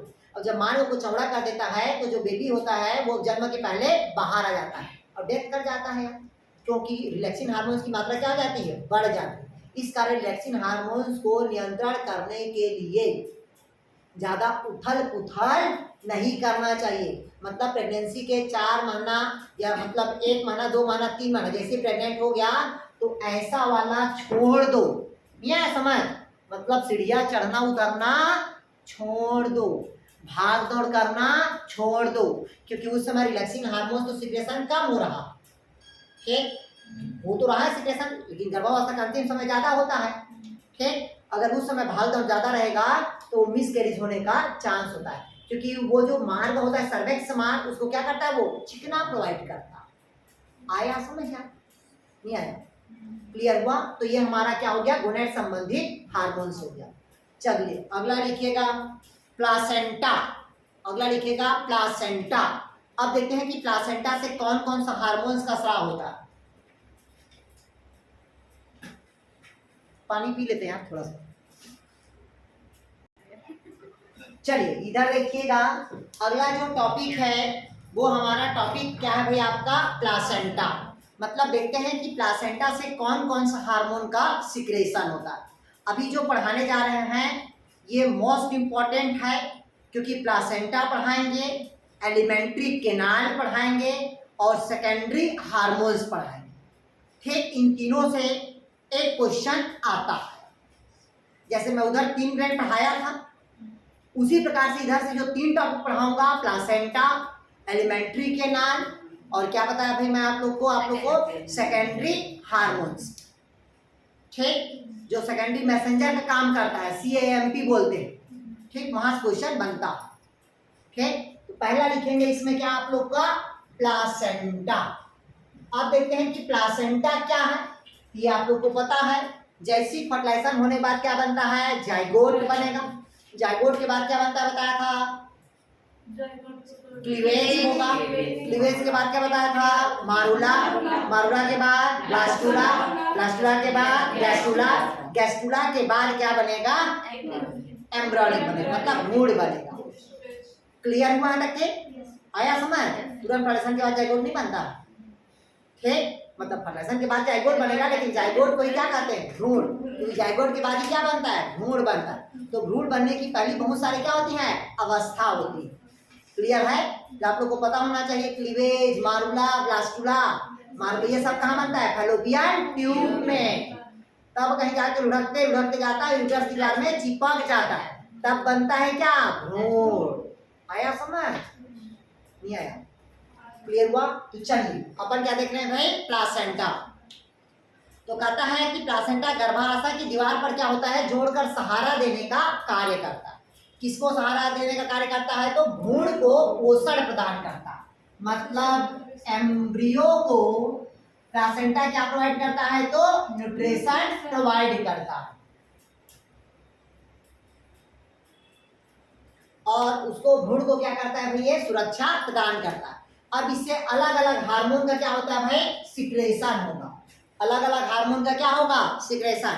पहला हार्मोन लिखेगा कोरियोनिक गोनेडोट्रॉफिक हार्मोन, लिखेगा कोरियोनिक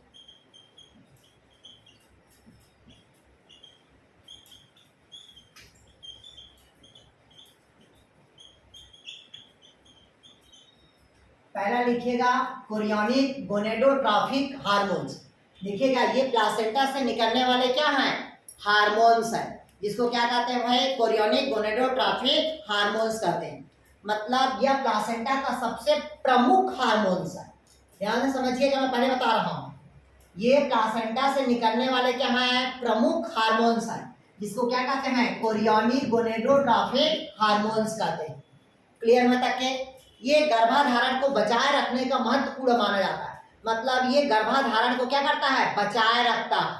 ठीक, अगर इस हार्मोन का सिक्रेशन कम होगा, अगर इस हार्मोन का सिक्रेशन नहीं होगा तो गर्भपात होने की संभावना ज्यादा होती है।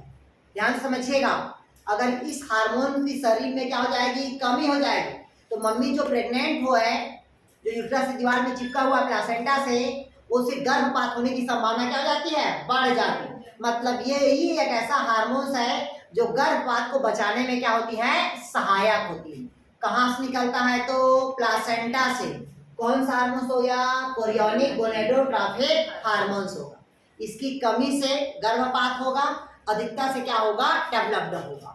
क्लियर है तक के? दूसरा लिखिएगा प्लासेंटल लैक्टोजन। दूसरा लिखिएगा प्लासेंटल लैक्टोजन। दूसरा लिखिएगा प्लासेंटल लैक्टोजन। अब देखिएगा, ये प्लासेंटल लैक्टोजन मतलब यह एक प्रकार की क्या होता है, प्रोटीन हार्मोन्स है। एक प्रकार के क्या है, ये प्रोटीन हार्मोन्स है जो मिल्क का निर्माण करता है। किसका, मिल्क का। मतलब दूध का निर्माण करने के लिए कौन सा हार्मोन जिम्मेदार होता है, तो प्लासेंटल लैक्टोजन होता है। वो इसीलिए बोलते हैं जब मम्मी प्रेग्नेंट रहेगी, जब मम्मी क्या रहेगी, प्रेग्नेंट रहेगी, तभी शरीर में किसका निर्माण होगा, मिल्क का निर्माण होगा, दूध का निर्माण होगा। ठीक, और जब तक प्रेग्नेंट नहीं है तब तक ब्रेस्ट में मिल्क का निर्माण नहीं होता है। वो निप्पल से कभी कभी निकलता है जब वो फीमेल बहुत ज्यादा एक्टिव हो जाती है, तो निप्पल पे जब प्रेशर पड़ता है तो पानी जैसे निकलता है, वो पानी है, मिल्क का निर्माण नहीं हुआ। आया समझ? मिल्क तभी बनेगा जब मम्मी क्या रहेगी, प्रेग्नेंट होगी। प्रेग्नेंट के पहले मिल्क का निर्माण नहीं होगा। ये अलग बात है कि शादी पहले प्रेग्नेंट हो गई है तो मिल्क निकलना स्टार्ट है, मतलब उसको प्रेग्नेंट होना एक बार अत्यंत आवश्यक है, तभी मिल्क का फॉर्मेशन होगा। उसके पहले मिल्क का फॉर्मेशन नहीं होगा। ठीक, इसीलिए देखिएगा जब मार्केट में आता है, किसी का बच्चा हुआ रहता है, दूध नहीं निकलता, उसको गैलेक्टोज पाउडर दिया जाता है। गैलेक्टोज देखो सरदाना वाला मिलता है, ठीक, बहुत सारा आता है, लेकिन सबसे बेस्ट रहता है गैलेक्टोज। उसमें मांस की चर्बी रहता है। ठीक, इधर देखिएगा, जिसको क्या कहते हैं भाई, प्लासेंटा लैक्टोजन। ये समझ गया, प्लासेंटा से निकलने वाले क्या है, ये हार्मोन्स है, जो किस प्रकार के हार्मोन्स है, प्रोटीन हार्मोन्स है, जो मिल्क निर्माण के लिए क्या होता है, जिम्मेदार होता है। तीसरा लिखिएगा प्लासेंटल एस्ट्रोजन। प्लासेंटल एस्ट्रोजन,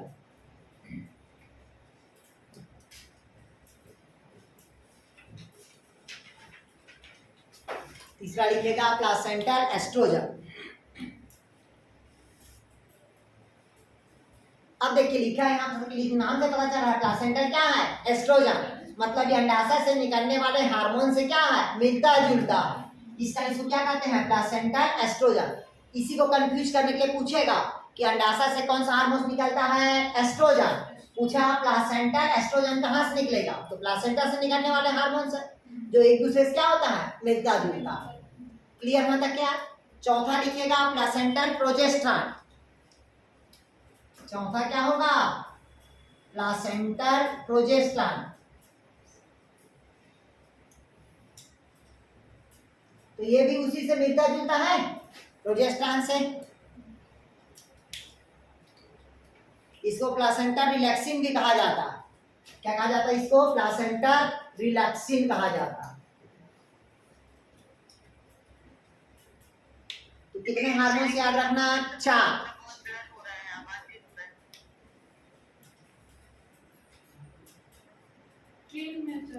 चलिए इधर देखिएगा कि प्लासेंटा से कितने हार्मोन्स का होगा? 4। पहले देखिए सब नाम पता चल रहा है। ये क्या है? Chorionic gonadotropic hormone. मुख्य हार्मोन है प्लासेंटा का। दूसरा प्लासेंटा लैक्टोजन, प्लासेंटा एस्ट्रोजन और प्लासेंटा प्रोजेस्टेरॉन या प्लासेंटा रिलैक्सिन हार्मोन। ये प्लासेंटा से निकलने वाले क्या है? हार्मोन्स है। अगला लिखिएगा किडनी से निकलने वाले हार्मोन्स, ब्रिक से। किडनी से भी तो हार्मोन्स निकलता है ना यार, पढ़े कि नहीं पढ़े हो? क्या?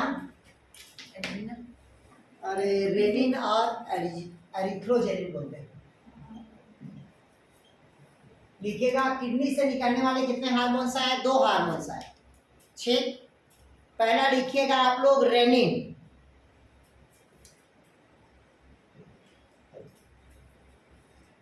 और दूसरा लिखिएगा एरिथ्रोजेनिन, एरिथ्रोरेनिन बोलते हैं।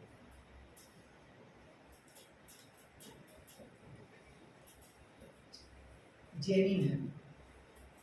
पहला लिखिएगा रेनिन और दूसरा क्या होता है अभी आपका? एरिथ्रोजेनिन।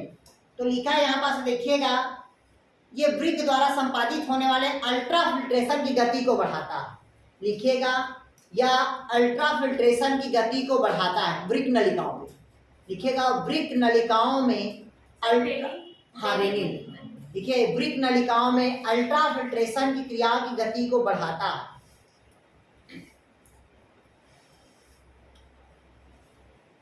जिससे शरीर पे नाइट्रोजन युक्त उत्सर्जित पदार्थों को बाहर निकालने में सहायक होता है। कौन से पदार्थ को कहता है?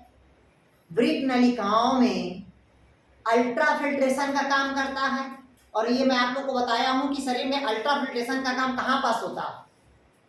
कहाँ पास होता है? नेफ्रॉन के पीसीटी के भाग। ठीक, इस भाग से क्या होता है? शरीर के नाइट्रोजन युक्त उत्सर्जित पदार्थों को क्या करते हैं? बाहर करते हैं। किडनी में देखिएगा पहला क्या लिखे हम? रेनिन। दूसरा क्या लिखे? एरिथ्रोजेनिन। ठीक, तो रेनिन का काम बता दिया। क्या काम बताया? ब्रिक नलिकाओं में क्या करता है भाई आपका? अल्ट्रा फिल्ट्रेशन का काम करता है ये। ठीक, और नाइट्रोजन युक्त उत्सर्जित पदार्थ को शरीर से क्या करता है? ये बाहर करने का कार्य करता है।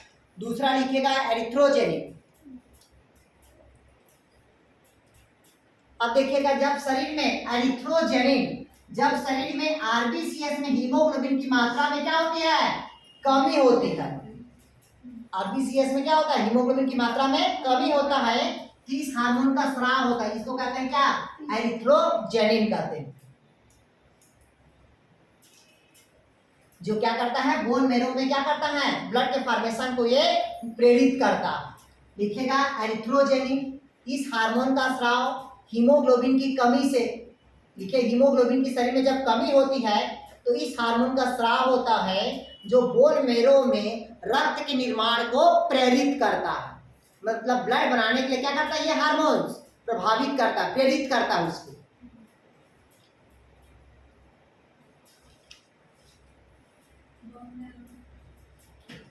ठीक, बोन मेरो में क्या करता है अभी आपका? मतलब ब्लड फॉर्मेशन के लिए क्या करता है? ये प्रेरित करता है। क्लियर हुआ? अब अगला लिखिएगा एलिमेंट्री कैनाल से निकलने वाले हार्मोन्स का नाम। लिखिएगा एलिमेंट्री कैनाल से निकलने वाले हार्मोन्स का नाम। एलिमेंट्री कैनाल या कहते हैं म्यूकस ग्लैंड, म्यूकस ग्लैंड से निकलने वाले हार्मोन्स या कहते हैं एलिमेंट्री कैनाल। एलिमेंट्री कैनाल से निकलने वाले हार्मोन के स्राव। पहला, ये केवल हार्मोन्स का नाम लिखते चले जाएंगे भाई। पहला लिखिएगा गैस्ट्रिन।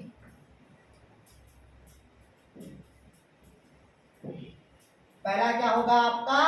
गैस्ट्रिन। तो तो गैस्ट्रिन कहाँ से निकलता है ये आप लोग को पता है यार आपका, ठीक, मतलब स्टमक के ऊपर से, ठीक, जहाँ पास इंस्पेक्टर का क्या रहता है, बाल रहता है। दूसरा लिखेगा एंटेरोगैस्ट्रान, एंटेरोगैस्ट्रान, एंटेरोगैस्ट्रान लिखिएगा, ये गैस्ट्रिन के विपरीत होता है। एंटेरोगैस्ट्रान क्या करेगा, गैस्ट्रिन के विपरीत कार्य करता है, मतलब HCl के मात्रा को क्या करता है, कम करता है। ये HCl की मात्रा को क्या करता है, बढ़ाता है, ज्यादा करता है। ये इसकी मात्रा को क्या करेगा, कम करता है।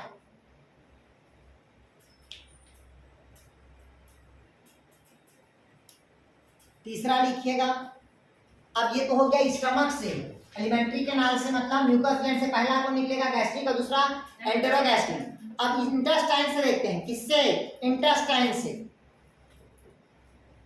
इंटेस्टाइन हार्मोन बोलते हैं। अब इंटेस्टाइन से निकलेगा क्या कहलाएगा वो, इंटेस्टाइन हार्मोन्स। तो पहला लिखेगा सेक्रेटेनिन, लिखवाया हूं लगता है यार,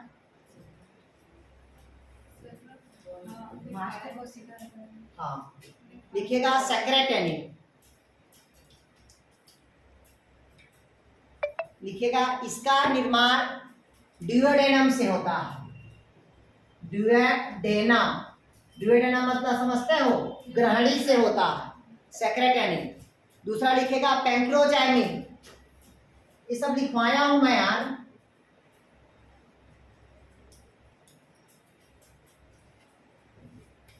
लिखिएगा पैंक्रोजाइमिन।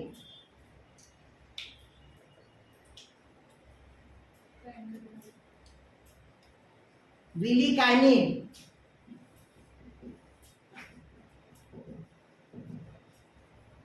ये 3 हार्मोन्स है जो इंटेस्टाइन होता है।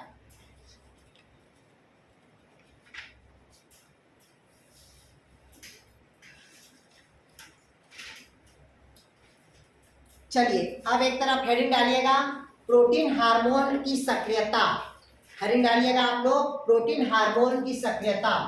अब किस प्रकार से जो प्रोटीन हार्मोन्स काम करता है, इसको डायग्राम के थ्रू समझिएगा। मैं डायग्राम बना दे रहा हूं, इसको समझिएगा अच्छे से, ध्यान से सुनिएगा। सबसे पहले जो हार्मोन्स होता है वो 2 प्रकार के हार्मोन्स होता है।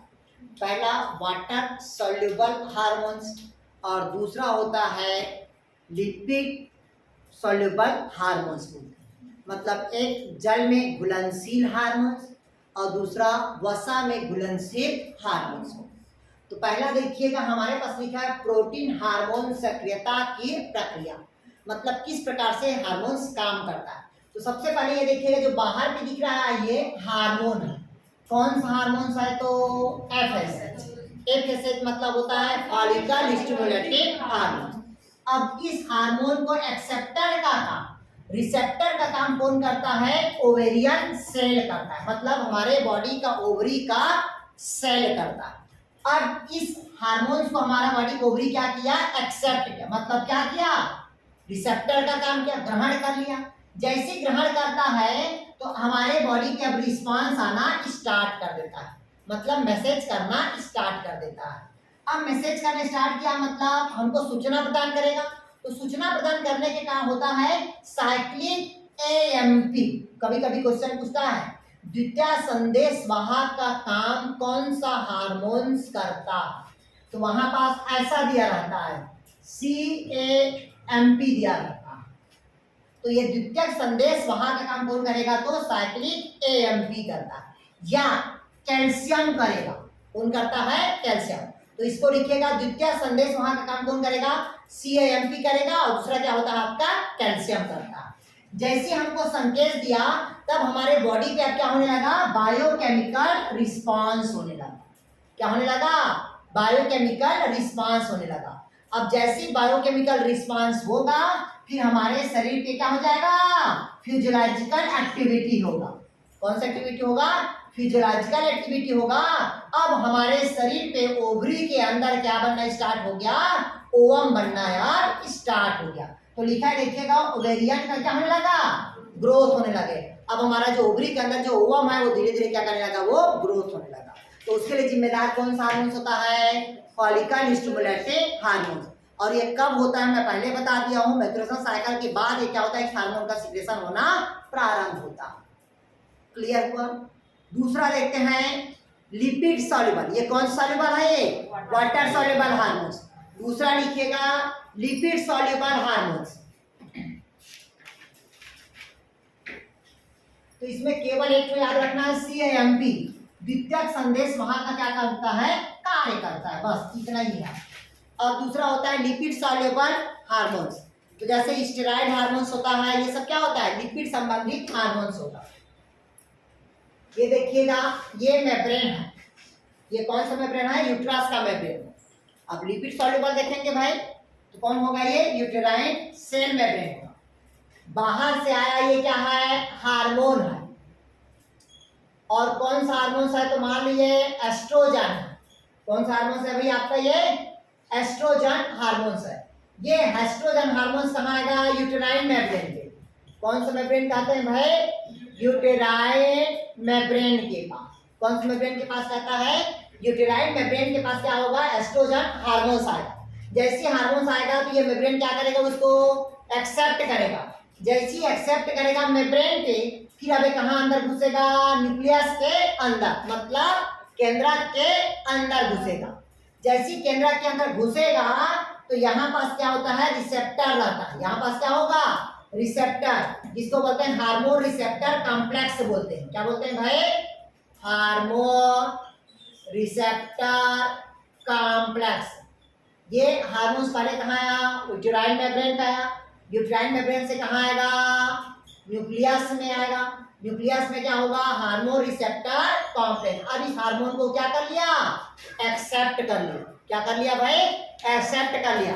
अब एक्सेप्ट करने के पश्चात अब इसमें दोनों का क्या बनाएगा? जीनोम बनाएगा। भाई इसका डीएनए और इसका डीएनए, दोनों का क्या बनेगा? ये जीनोम बनेगा। दोनों में क्या बनेगा भाई? जीनोम बनेगा। और जीनोम बनने के पश्चात अब इस जीनोम में क्या होगा? mRNA होगा। mRNA मतलब मैसेंजर आरएनए होगा, मैसेज पहुंचाएगा। जैसी मैसेज पहुंचाएगा तो मैसेज से क्या बनेगा भाई? आपका प्रोटीन का निर्माण। क्योंकि आपको पता है डीएनए से mRNA का बनना क्या कहलाया? ट्रांसक्रिप्शन। mRNA से प्रोटीन एंजाइम का बनना क्या कहलाया? ट्रांसलेशन। मतलब अब क्या बन गया? प्रोटीन बना। और प्रोटीन बनने के बाद क्या होगा? इसमें फिजिकल रिस्पांस होगा। कौन सा रिस्पांस होगा? फिजिकल रिस्पांस होगा। और फिजिकल रिस्पांस होने के पश्चात हमारे बॉडी के जो टिश्यू होगा उसमें क्या होगा भाई? आपका ग्रोथ होगा। टिश्यू पे क्या होगा? ग्रोथ होगा। ध्यान से समझिए इसको, चीजों को। ये लिपिड मेटाबोलाइट मतलब क्या होता है? लिपिड सॉल्युबल हार्मोन्स है। इधर समझिएगा, इसको अच्छे समझेंगे भाई। अगर पूछा आपसे फॉलिकल स्टिमुलेटिंग हार्मोन्स क्या है? वाटर सॉल्युबल है। और एस्ट्रोजन क्या है? आपका लिपिड सॉल्युबल है। तो जैसे एस्ट्रोजन हार्मोन्स आया, कहाँ आया? यूटेराइन के मेम्ब्रेन पे आया। यूटेराइन के मेम्ब्रेन को जैसे भेज दिया तो कहाँ जाएगा? वो केंद्रा के पास। तो केंद्रा के अंदर उसको क्या करेगा? कॉम्प्लेक्स बनाएगा, हार्मोन रिसेप्टर कॉम्प्लेक्स। कॉम्प्लेक्स बन गया। अब ये क्या बनेगा? जीनोम बनेगा। क्योंकि आपको पता है जीनोम क्या है? गुणसूत्र के हैप्लॉइड सेट को क्या कहते हैं? जीनोम कहते हैं। जैसे आपके बॉडी में कितना क्रोमोसोम है? कितने जोड़ी है? 23 जोड़ी है। 23 जोड़ी में से आपके बॉडी में जीनोम कितना है? 22। अरे गधो, टोटल 46 है। लेकिन हमारे बॉडी पे जो 23 है, केवल 23 वो जीनोम है। जो हैप्लॉइड है वो क्या कहलाएगा? जीनोम। और जो डिप्लॉइड है वो क्या कहलाएगा? क्रोमोसोम। नहीं आया समझ? ठीक, तो बना क्या? अभी जीनोम बना। जीनोम बनने के बाद क्या होगा? मैसेंजर आरएनए होगा। मैसेंजर आरएनए से क्या बनेगा? प्रोटीन एंजाइम बनेगा। प्रोटीन एंजाइम बनने के बाद हमारे शरीर में क्या होगा? फिजिकल रिस्पांस होगा। और फिजिकल रिस्पांस होने के पश्चात हमारे बॉडी के टिश्यू पे क्या होगा? ग्रोथ होगा। और ग्रोथ होने के पश्चात सेल पे क्या होगा? डिफरेंशिएशन आएगा। ये कौन सा सॉल्युबल होगा? Lipid soluble. क्लियर हुआ? तो इतना ही है आप लोग का पूरे ग्लैंड्स में। क्लियर हुआ? तो ये पूरे ग्लैंड्स आप लोग का क्या हो गया? समाप्त हो गया।